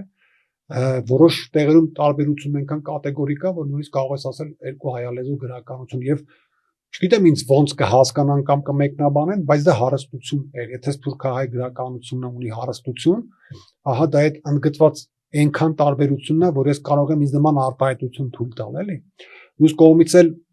Սփյուռքում գաղափարական հարցերը շատ կարևոր, շատ սթափ ավելի դրվեցին երբեմն, որովհետև էլի դժվարանում եմ ստույգ ձևակերպումներ անել, որ հետո չկպնեն։ Ասենք, եթե Արևելյան Հայաստանում ինչ որ առնում, նույնիսկ եթե 30-ական թվականների բռնադատությունները կային, չգիտեմ, այդ արտագաղթը, երբ որ եղավ 46 թվին բերեցին, հետո բոլորին աքսորեցին, եսին որտեղ է, այնուամենայնիվ արևելահայ գրականության մեջ մանավանդ բակունցի, չարենցի, թոթովենցի, մահարու, մկրտիչ արմենի ըստ ամենայնի չգործելու պայմաններում կոմֆորտ վիճակ էր մեր հայ գրողների մոտ, էլի։ Իրենք խնդիր չունեն այդ սակ հարցեր բարդացնելու։ Սփյուռքում շատ ավելի սուր էր դրված այդ ինքնության պահպանման թեման կամ այդ ինքնությունից չորով հրաժարվելու թեման, որը շատ էլի գլոբալ խնդիր է թուրքի գրականության մեջ եւ ոչ պակաս դրամատիկ։ Որտեվ ես ուզում եմ կտրվեմ, չեք թողնում, էլի։ Այդ էլ մարդկայնորեն շատ հետաքրքիր բան է թուրքի գրականության մեջ, այնպես որ ախր հարցությունները շատ են, գրականության մեջ այնքան յուրահատկություններ կան։ Ես մենակ ինչի համար եմ ցավում, որ մենք խորհրդային շրջանում այդ առումով շատ այնքան բան ենք կորցրել, որ հետո նույնիսկ անկախության շրջանում չհասցրեցինք վերականգնել։ Արևմտահայ գրականության մասով օրինակ մենք Լևոն Շանթի պես մեծագույն գրողին 80-ականների վերջ նորմացեցինք կարդալ, այն էլ մի հատոր տպեցին 89-ին, մատ էլ 68-ն էին տպել։ Շահնուրին երկհատորը տպեցին, բայց մկրատումներ, բաներ, նահանջը մկրատած էր։ Զարե Որփուն համարյա նորմալ չկարդացինք, Շուշանյանից միայն Ճերմակ Վարսենիկ բան երկերի շատակատ իրեն շքեղորագրային հատորները, հիմա նոր տրվում են հրապարակի վրա եւ բաներ կան, որ դու կորցրել ես, այնքան դժվար է վերականգնել, որովհետեւ ինքը չի դառնում քո ընթացքի մաս, մտածողության մաս։ Ես միշտ սիրում եմ Այն օրինակը բերել Նիկոլայ Գումիլյովի, որը 21 թվականին գնդակը արվեց Ռուսաստանում, եւ իր գործերը այնքան կատեգորիկ էին արգելվել, որ Գումիլյովին առաջի անգամ Ռուսաստանում տպել են կարծեմ 90 թվականին դրանից հետո։ Ու երբ որ արդարացվեց, էլի գործերը տպագրեցին, հասկացան, որ մեծ պոետ է, բայց ոչ մեկ չի կարողանում առեսօր Գումիլյովին տեղավորել 10-ական թվականների ռուսական պոեզիայի այդ արտաթե դարի շրջանակում։ Չի ընկալվում այդ մարդը, որտեղ նոր է կարդացվել։ Գրական ընթացքի հետ չի քայլել։ Այդ գրականագետները, որոնց մենք այդքան կամարում ենք, չեն քայլեցրել այդ գրողին, էլի, եւ մենք այդ համադրումների տեսանկյունից շատ մեծ բացեր ունենք, ասենք Հակոբ Օշականի պես գրողին առեսօր Թումանյանի ձեռքով է Հակոբ Օշականայի դա էլ լավ բան էր։ Գիտեմ, որ Թումանյանը չէր սիրում Օշականի գրականությունը եւ կարծես իր կարծիքով էր, հա, Օշականը չէր սիրում։ Հա։ Օշականը ընդհանրապես չէր սիրում Օշականի հանդեպ շատ մեղմ բառ է։ Օշականը ուղղակի կատեգորիկ իր հայացքները ունեցող, իր մեթոդը ունեցող մարդ էր եւ գրականությունը դատում էր ըստ այդ մեթոդների։ Ես մետաքիլ բան եմ ուզում ասեմ, այս առում հուսամ ես բանասիրական ուսանողներ կլսեն, ապագայում դիպլոմային գրող եւ չեն ենթարկվի այդ իմ կարծիքով մտածողական աղետին, որին ես իմ սերնդակիցները դժբախտաբար ենթարկվեցին։ Տես, երբ որ մենք դիպլոմային աշխատանքներ էինք գրում որևէ արևմտահայ հեղինակի մասին, օրինակ մեր ղեկավարները, օրինակ Սիամանթո էին գրում, ասում էին Հակոբ Օշականի համապատկերի 8-րդ հատորում Սիամանթո գլուխ տա, նա կարդա։ Կամ այն մեկը Վարուժան էր գրում, ասում էին այս հատորում, Զապել էին գրում, ասում էին այս հատորումը եւ այդպես շարունակ։ Գնում էին, կարդում էին մենք էլ դիպլոմային ես գրում սիրարված ես քո հեղինակին, այս Օշականն էլ ինքը չի սիրում էլի։ Կամ չգիտեմ, ստապ վերլուծում այն բաները, որ թան կարևոր դրել ես այնտեղ, բայց ոգով վերլուծել ես, ճիրը պետք է չի։ Ու տրամադրվում է ես օրինակ գարշելի մի ձև ատում ես Օշականին, ոնց կարելի է Սիամանթոյի պես ստրբությանը, այդ տեսակ բաներ գրել, հա։ Էս ինչ, հա, էս ինչեր է անում բան եւ այլն։ Անցան տարիներ ես մի էսպիսի լավ սովորություն ունեի, ավելի շուտ արդեն ծերացել եմ ջայլ ժամանակ։ Ուրեմն յուրաքանչյուր ամառվա 3 ամիսները ես տրամադրում էի որևէ գրողի ծայրից ծայր կարդալուն։ Հատկապես խոսքս վերաբերում էր այդ տեսագրողի Կոստան Զարյան, Ժան Շահնուր, Զարեվ Որփունի, Հակոբ Օշական բնականաբար, որին նվիրել եմ 2 ամառ։ Ես սկսեցի կարդալ 0-ից համապատկեր արևմտահայ գրականության այդ 10 հատորյակը, որին շատ պարտական եմ իմ լեզվամտածողության համար այդ հատորին, իմ կիրառած շատ այդ ընթացքում շատ մոդային նոր բառերի համար, որ վերաշրջանառում ենք եւ հաճույքով տեսնում ենք, որ նույնիսկ մեծ գրականագետներն են թխում այդ բառերը Օշականից վերցրած։ Ես 0-ից կարդացի համապատկեր արևմտահայ գրականության եւ տեսա մի ապշելու բան առաջին հատորում մոտ 100 էջ Օշականը մանրամասն ասում է թե հսկայական աշխատությունը ինչու է գրվել, ինչ մեթոդով է գրվել եւ ինչն է կարեւոր բանը։ Եվ ասում է, եթե դուք իմ հետ համաձայն չեք կամ ինչ որ բաներ դառը թվան, իմացեք, որ ես այդ ամեն ինչը վերլուծում եմ այս դիտանկյունից։ Ոչ թե որ ես չեմ սիրում այս մեկին, ատում եմ այն մյուսին կամ այն մյուսին, այլ դիտանկյունից եմ ես վերլուծում։ Եվ սա նույնը տեղ է։ Ու գանձես նորից կարդում ես այդ նույն Սիամանթոյի մասին եւ սքանչանում ես։ Եվ այդ Օշականի հանդեպ այդ կամարանքը, որ միշտ կար, առեսօր էլ շատերի մոտ կա, նաև իրեն դիտավորյալ անտեսումը, նաև այդ պատճառով է, բայց դե ես իմ հոդվածներից մեկում կարծեմ խոսել եմ այդ մասին, Թումանը, երբ որ հիվանդ էր, բայց պոլիս գնաց, հիշում ես 21 թիվներ, այնտեղ դե հանդիպումներ բաներ Թումանյանի հետ եւ մի բանախոսություն են երեկո են կազմակերպում, որտեղ ես տարիներ շարունակ չգիտեի ով է եղել։ Ինչ որ մեկը այն ժամանակվա մեզ ներկայացնում, նույնիսկ լուրջ գիտական գրքերում Թումանյանին նվիրված, անունը չէին գրում ով է այդ բանախոսությունը կարդացել։ Պատկերացնում ես, անունը չէին գրում ով է, այլ գրեի խոսքի Տաճատյանը եկեք կարդացել է։ Ինչ որ մեկը ասում է բանախոսությունը կարդացել է, որտեղ Թումանյանին քննադատել է, լավ, մերկու դառը խոսք, մերկու, ասենք չգիտեմ, Անուշի 4 գլխի 3-րդ տողը չի հավանե օրինակ բան եւ այլն։ Եվ Թումանյանից մոտ դրանից շատ էր նեղվել իրականում։ Ես այսօր այդ հոգեբանությունից որ խոսում ենք, լավ հասկանում ինչ է նեղվել Թումանյանը։ Որտեվ Օշականի անգամ ամենակատեգորիկ մեղադրանքների բան, օրինակ մեջ ճշմարտության հատիկ կա, օրինակ ինքը տանել չի կարողանում Եղիշե Չարենցի երկիրների վեպը։ Բայց երբ որ կարդասխի տանել չի կարողանում, չեմ բացառում, որ 1, 2, 3, 4, նույնիսկ 10 ստապ բան գտնես, որ Չարենցն էլ կնեղվեր, եթե լսեր։ Պատկերացիր, ու այդ անունը չտալով վերջում պարզվում, որ դա եղել է Հակոբ Պոշականը։ Եվ ոնց դու մեր Թումանյանին զարկես, կոպիտ ասած էլի։ Եվ այդ օխր մեր ժողովուրդը մեծ թերություն ունի։ Իշքան ուզում ես լավ բան բեր, չէ՞։ Երբեք լավ բանը չի դառնում համատարած վարակիչ։ Օրինակ լավ Թումանյանը ենթադրենք այդ օրը Հակոբ Պոշականը տաներ պատիվ տար Թումանյանին մի հատ էլ դարի ելույթը ունենար այնտեղ Պոլսում, չէ, կազանագրի որ Հակոբ Պոշականը լավ է պատիվ տվել, բայց դա չէր դառնա խթան, որպեսզի գնանք տենանք այդ Հակոբ Պոշականը ինչ ա գրել, իրան էլ կարդանք, բայց չէ, եթե դու հակառակն ես արել, այ քոյնադու ասում չպետք է կարդանք եւ այլն, էլի սա էլի մտածողության որակ է, բայց ասեմ մետաքիր բան էլ մեր գրականության մեջ մեր գրողներից եւ գրականագետներից շատ հետաքրքիր ֆենոմեն է սա, ես ասեմ, երբ որ ես տարված էի Հակոբ Պոշականով, նաեւ իր այդ գրականության լույսի տակ եւ գրականագիտության լույսի տակ էի կարդում մեր գրականագետներին, գրողներին եւ ես հատիկ տարբերակում էի ով է կարդացել Հակոբ Պոշականին։ Հատիկ, ինչու, որտեղ իրաց մտածողության արդեն կատեգորիկ տարբեր է։ Օրինակ, մեր արևելահայ իրականության մեջ ոչ թուրքից Պաուլ Սևակ, որը կարդացել էր հոդված ունի, ֆանտաստիկ վերլուծություն ունի, Սերգեյ Սարինյան, որը դեռ 62 թվից ու դրա համար ուժեղ գիտնական է, չէ՞։ Հետո գալիս է ժամանակակից արդեն օրինակ ապշեցի 85 թվականին մենագրություն էի կարդում Վլադիմիր Կիրակոսյանի, տեսա ինչ հստակ լրիվ ուրիշ ձևի շրջաբաժանումներ ունի արևմտահայ պոեզիայի։ Կարդացի տեսա Պոշականին ծայրից ծայր է կարդացել այդ մարդը։ Եվ դա այն գրքերից է, որ չէր հանձնարարվում համալսարանում, որ մենք կարդանք, ասենք, Սիամանթոյի մասին, հա։ Մի հատ գիրքեր Հրանտ Թամրազյան Սիամանթո, որը շատ լավ գիրք է, բան չունեմ ասել։ Այն նույնը վերաբերում է մյուս գրողներին, համալսարանական գրականագետների գրքերը, ասենք մենք արևմտահայ նորավեպ էինք անցնում Զողրաբ, ասում էին գիրք չկա նորավեպի մասին։ Հետո գնում ենք տենում էր աշխարհի ամենահանճարեղ գրքերից մեկը նորավեպի մասին գրել է Գրիգոր Հակոբյանը դեռևս 95 թվին է, դասում կարդներ, բայց ոչ չէ որ ակադեմիայից է Մանուկ Աբեղյանի անվան գրականության ինստիտուտի,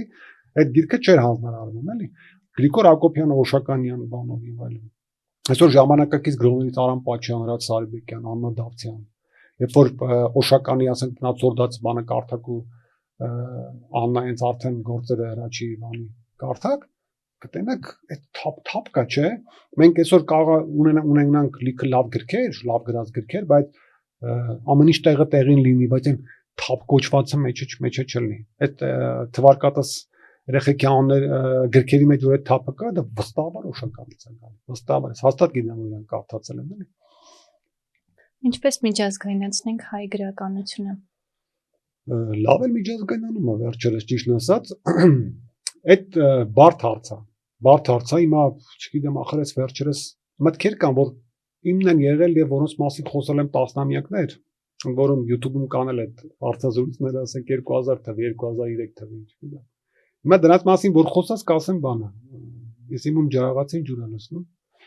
Այ այդ առումով ինձ համար միջազգայնացնելու օրինակելի է թուրքերի օրինակ։ Օրհան Փամուկի եւ այլն, ես պետական հովանավորությամբ են, չէ՞։ Այդ չի կոչվում պետական հովանավորություն, այդ ընդհանրապես ես միշտ հիացել եմ թուրքերի դիվանագիտությամբ, միշտ այն Պերձեյթունցյանը վերջին արևագալը գիրք ունի է, Զոհրաբի շփումները թուրքերի բաների հետ շատ ուսանելի են, կամ նույն Հակոբ Պոշականը մնացորդած վեպում հատված ունի 105 էջա, Մաթիկ Մելիքխանյանի հանդիպումն է մի թուրք սպայի հետ, զրուցում են, էլի, խայտարակ ուսանելի, լավ որ չասեմ ուրիշ բաներ։ Մի խոսքով, իրենք շատ նուրբ դիվանագետներ են, ընդ որում ոչ միայն այդ ինչ-որ բանի հասնելու համար, այլ նաև դրանից հետո։ Հիմա, երբ որ հարցն ես օրինակ, շատ շատերը կարող են ինչ ասես պատմել, որ Փամուկը Թուրքիայից վտարված, ես իմ Գերմանիայում ապրած եւ այլն։ Գրողը։ Okay, դրանից ոչ մեկը սխալ չի։ Բայց միևնույն ժամանակ շատ լավ գիտենք, որ այս միամիտ եվրոպացիքին իրոք շատ հարցերում իրանք միամիտ են, էլի։ եւ աշխարհի դեմոկրատական, այսպես ժողովրդավարական արժեքներով ապրող հասարակություններին շատ բնորոշ են որոշ միամտություններ, որոնք մեր առօրյա լեզվով կոչվում է կուտալ։ Իսկ թուրքերը դա ֆանտաստիկ գիտեն, ֆանտաստիկ անել ինչ որ պետք է, բայց միևնույն ժամանակ դա ծառայեցնել որպես այդ կուտը ժողովրդավար հասարակությունների։ Հիմա Փամուկը իհարկե շատ մեծ գրող է, իմ ամենասիրելի գրողներից մեկն է աշխարհում այս պահին, իր վարպետությամբ, իր տաղանդով, բայց Փամուկի Նոբելյան մրցանակ ստանալու գործում անպայման է դիվանագիտությունը կա։ Սարքել հալածյալ դրան հենք ունենալով ընտիր գրականություն եւ ստանալ Նոբելյան մրցանակ եւ դրանով չբավարարվել։ Ինչ արեցին դրանից հետո։ Ես որ Ստամբուլում էի, մի հատ հսկա զբոսայգի կար Ահմեդ Համդի Թամփնարի անվան։ Հետո հիշեցի, որ մենք դրանից գիրքել ենք տպել Ահմեդ Համդի Թամփնար խաղաղություն հայերեն լույս ա տեսել։ Հետո հետաքրքրվեցի, բան պարվեց այդ գրողը շատ հայտնի գրող է, 50-ից ավել լեզվով թարգմանվել է եւ այլն։ Բայց այդտեղ մի հետաքրքիր բան կար։ Այդ մարդը շատ վաղուց է մահացել, կարծեմ 50-ականներին։ Բայց ինչ են իր գրքերը սկսել թարգմանվել 40-50 լեզվով 80-ականներից հետո, 90-ականներից առավել եւս։ Ասեմ, շատ բարձ պատճառով։ Երբ որ Փամուկի Սև գիրքը կարդում են դրսում, դա արդեն Նոբելյան մրցանակը գիրա, Փամուկն ինքը համարում էր, որ այդ գրքի համար է իրան տվել։ Շատ ուժ իմ սիրած գրքերից է էլի։ Այնտեղ Ստամբուլի նկարագրություն կա, շատ բան է, որ ասում են ինչպես է կարողանում այդքան լավ նկարագրել Ստամբուլը, Փամուկն ասում է, ես դա սովորել եմ Ահմեդ Համդի Թամփնարից իմ մեծ ուսուցչից, նա ինձ լավ է գրում Ստամբուլի մասին։ Հաջորդ օր այդ միջազգային գործակալներ, հրատարակիչներ, ով է Թամփնարը, բան եւ վարքյանապես։ Եվ իրենք այդպես են ասում, պասերով, պասերով է։ Նաեւ բան ունեն, չէ՞, կանոն, որ թարգմանելուց նաեւ ժամանակակից թուրք հեղինակների գործերը պետք է պարտադիր։ Էլի հետաքրքիր ֆենոմենի մասին խոսեմ, իրենք բառը չեմ ուզում օգտագործեմ օրինակելի եմ, այլ սովորելու բան ունենք մենք այդ առումից եւ ընդ որում էլի սա էլ հակոպոշականի տեսություններից է մեր մեծ գրողը, որը վիպաշար ունի նվիրված թուրքերին, Հաջի Աբդուլլա, Հաջի Սուլեյման եւ այլն, 101 տարվան, որտեղ ինքը ասում էր, եթե ուզում ես հաղթես այդ ազգին, իրենց սուպեր ձևի ճանաչես։ Մեր դժբախտություններն է, որ իրանք մեծ սուպեր ձևի ճանաչում են, մենք իրանք չէ։ Հիմա գամ, ես փորձում եմ գոնե այդ գրականության կամ ընձեռված բարատություններով ճանաչել այդ ժողովրդին։ Իրենք ինչ են անում, նախ ֆոնդ ունեն, նրանք ովքեր Հայաստանում զբաղվում են հրատարակչական գործով, գիտեն, որ ամենաառատաձեռնը երկու ֆոնդ է, մեկը Նորվեգիայի ֆոնդն է, հիմա չգիտեմ այդքան առատաձեռն են թե չէ, բայց առաջ ուղղակի 90-ականներին շատ տասնյակ հազարավոր եվրոներ էին հատկացնում, որովհետեւ նորվեգացի հեղինակի թարգմանելու համար, մյուսը թուրքեր է։ Տալիս են եւ հետեւողական են, շատ կարեւորում են, որ նրանք ժամանակակից գրողներ լինեն եւ այլն եւ այլն։ Իհարկե մենք շատ ենք տպագրել թուրք հեղինակների, անպայման նախապես կարդում ենք, որպեսզի շատ զգայուն թեմաներ չլինեն, վնասակար բաներ չլինեն, բայց սա է, իրենց քաղաքականությունն է ամբողջ աշխարհով։ Կամ Էլիֆ Շաֆակի օրինակը կա, չէ՞, որ ամենահայտնի թուրք գրողներից մեկը Նոբելյան չստացած։ Էլի տանում են վեպի համար 301 հոդվածի հատկանիշներով կարծեմ, հա, թրկությունը վիրավորելու համար իրենց մոտ այդ հոդվածով Էլիֆ Շաֆակին արտաքսում են երկրից, Ստամբուլի բիճը վեպի համար, ու հայկականության թեման իբր։ Մենք էլ հայերով սկսում ենք պաշտպանել։ Վազում ես այդ գիրքը, վերցնում ես, կարդում ես, սրբացնում ես Էլիֆ Շաֆակին, թարգմանում ես երկու տարբերակով հայերեն, մի հատ անգլերենից, մի հատ թուրքերենից, այո։ Ու քեզ դզում էլի որ դրանց մեջ հայեր կան, ցեղասպանությունից են խոսում, հայերը նստած թուրքին ասում են ինչու չեք ճանաչում եւ այլն։ Ես դուր ա գալի, էլի, բայց որ խորանում ես այդ գրքի մեջ, ասելիքի մեջ, դեռ ես որ դու այստեղ էլ ես պարտված, որտեվ շատ կոպիտ չեմ ուզում արտահայտվել, բայց ի՞նչ է Էլիֆ Շաֆակի վեպը, եթե ոչ որոշակի նաեւ հեգնանք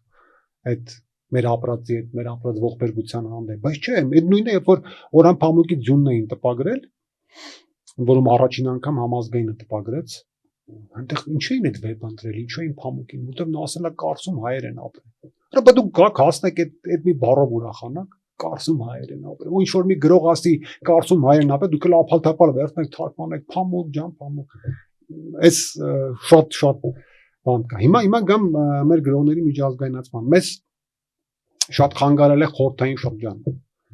Մեր գրողների միջազգայնացման համար որոշակի կայուն հենքեր դնելու։ Ինչու՞, որտեղ խորհրդային երկիրը ում ընտրովի տպում էր,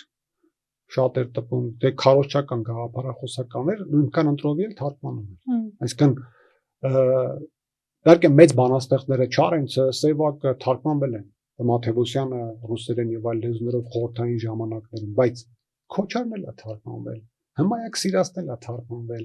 Սողոմոն Տարունցին էլ է թարգմանվել, հասկանում եք ինչ եմ ասում, այսինքն մեկ էր։ Հիմա ունենք պատկեր, որ Սևակին էլ ունենք, Չարենցին էլ ունենք, Բակունցին էլ ունենք, Մաթեոսյանին էլ ունենք կամ Մահարուն, բայց այն մյուսն էլ կա։ Եվ սա բերել էր ոնց ասեմ, այդ շրջանի բարքեն էլ որ տանոթանաս էլի, Սողոմոն Տարունցին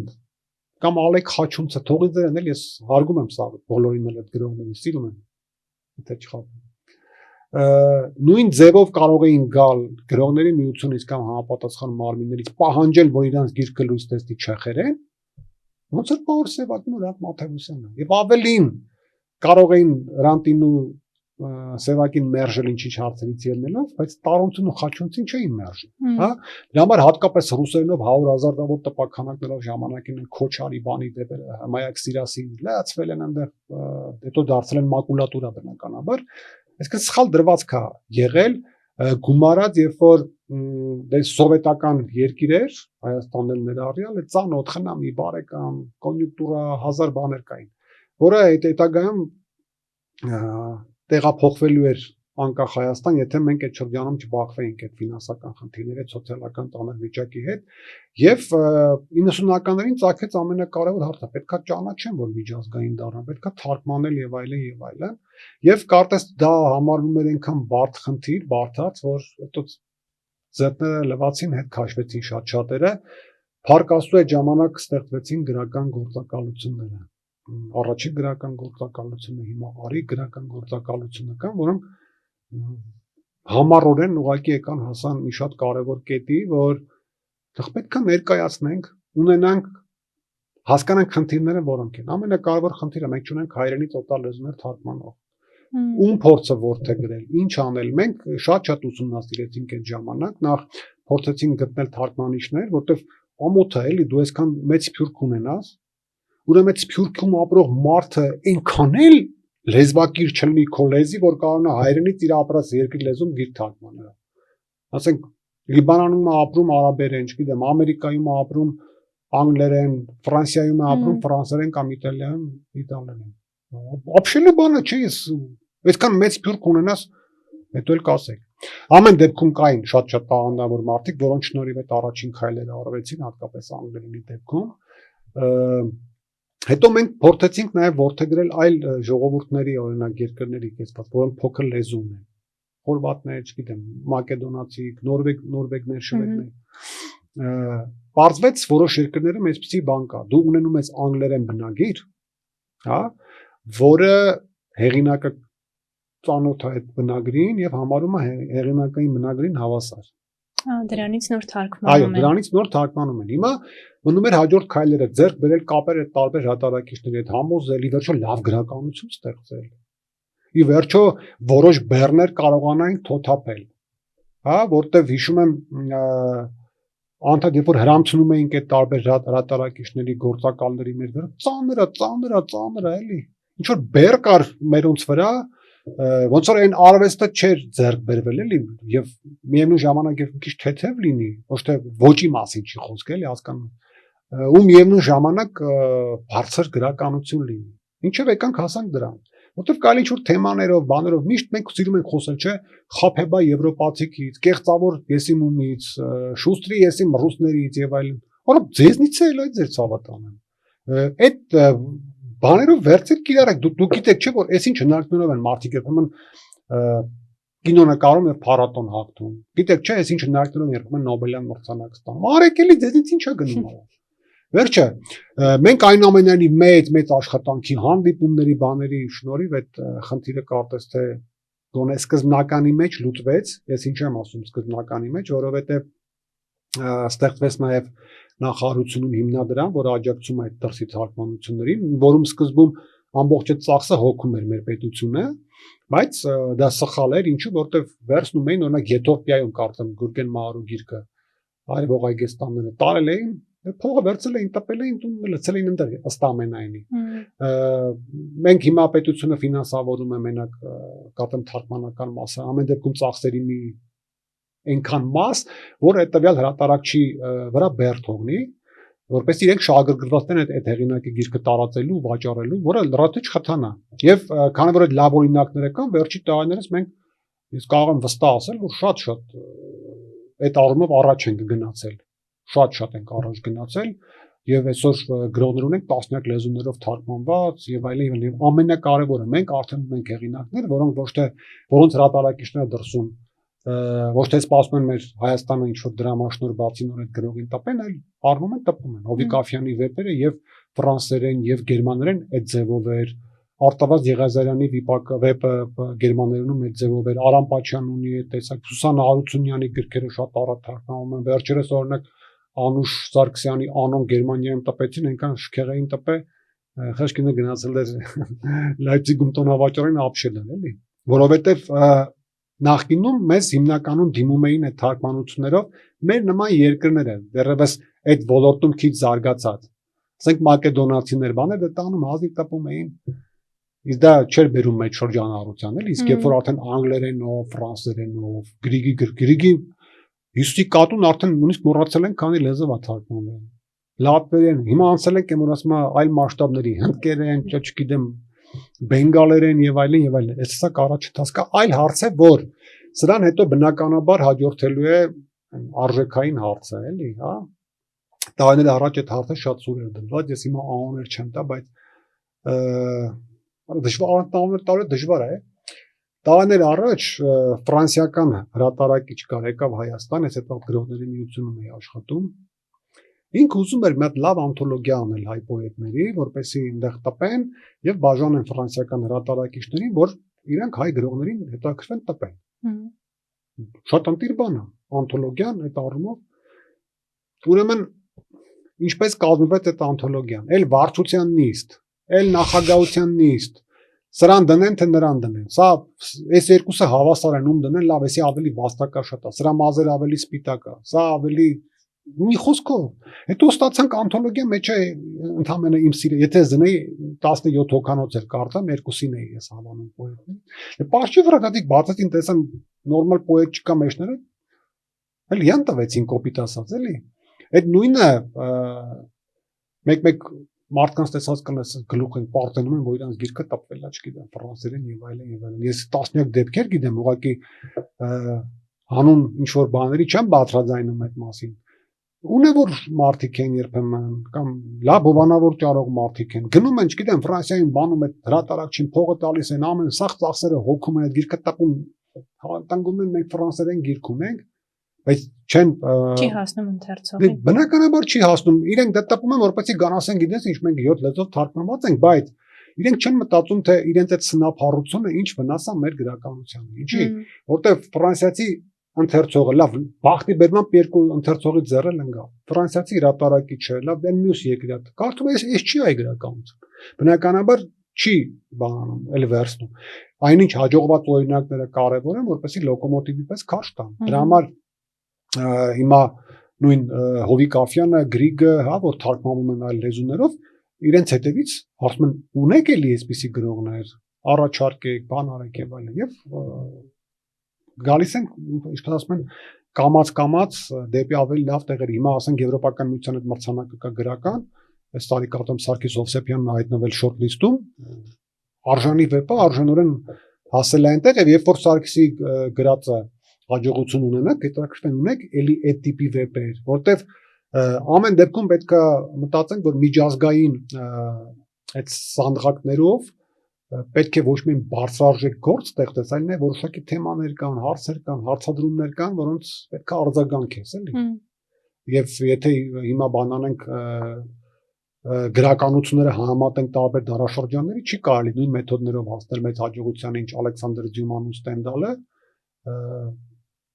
ու այսօր բնականաբար այսօրվա ֆրանսիացի հեղինակները նույն Մարկ Լևին, մյուսները այդ մեթոդներով չեն հասնում հաջողության, եթե հասնում են, էլի։ Բայց այդ միջազգայնացումը կլինի շուտով ավելի շատ կլինի եւ ես հուսով եմ, որ ապագայում մենք նաեւ այդ փաստը կնշանավորենք որևէ զրնգուն մրցանակով, բայց նախ եւ առաջ մենք այստեղ պետք է հոգ տանենք այդ գրականության մասին, կարդանք, որտեղ հանգարց միշտ սարսափով մտածել եմ էլի այդ մասին։ Նես չլինի որևէ հայ գրող, ասենք ժամանակակից Նոբելյան ստանա, դրսից լրագրողները գան ու հարցնեն չիմանա այդ ով։ Ասենք մի 100 հոգու ճամփին հարցնի, ոչ մեկ չիմանա, մահա չէ դա։ Հավանաբար այդպես էլ կլինի։ Այս պահին որ Նոբելյանից հետո։ Հա, դե դա կա։ Դա էլ մեր շատ բաներ ունենք, լավ չեմ պատմում։ Ամփոփենք մեր զրույցը ավանդական խաղով, այսպես ասած։ 3 փաստ ասա քո մասին, որոնցից 2-ը ճիշտ եւ 1-ը կեղծ, ու մեզ դիտող լսողները արդեն կփորձեն գուշակել, որ փաստներ, որ 1-ը ճիշտ, 1-ը կեղծ։ Չէ, 2-ը ճիշտ, 1-ը կեղծ, եւ արդեն իրենք կփորձեն գուշակել, որն է սուտ պատմությունը կամ սուտ փաստը քո մասին, իսկ ովքեր ամսական բարանորդագրությամբ մեզ միացել են, իրենց արդեն կուղարկենք առանձին կադրից դուրս հատվածներ, որտեղ ես գուշակում եմ կեղծ եւ ճիշտ պատմությունները։ Ամարտի մեզ ոնց ես հիմա ասեմ չեք հավատա, ես սուտ չեմ խոսում։ Եվ հիմա վարկանապես կզգամ, որտեղ ես ոնց ասեմ Երևի այդ խաղի օրենքներին ենթարկվելով ինչ որ խաղային տարբերակ մտածեմ, էլի, հա։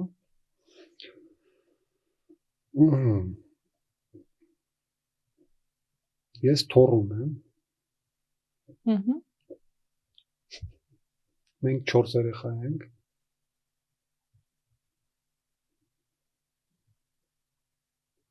Երկու քուր ունեմ։ Մենակ Իսպանիան ինչ անում։ Ֆուտբոլի ներուց չեն նայում։ Լավ հասցրինք, կես ժամ ես ուշացել։ Որը 0-0 չեն էդի մենակ, Այստեղ բայց կապը լավ չի։ Այո, լճի էլ սկսեց դեի կապով։ 0-0-ի արա հորը սարևան, եղանք խայտարակ։ Հա։ Ովքեր են խաղում, Իսպանիան կապը վերդե է, ի՞նչ է։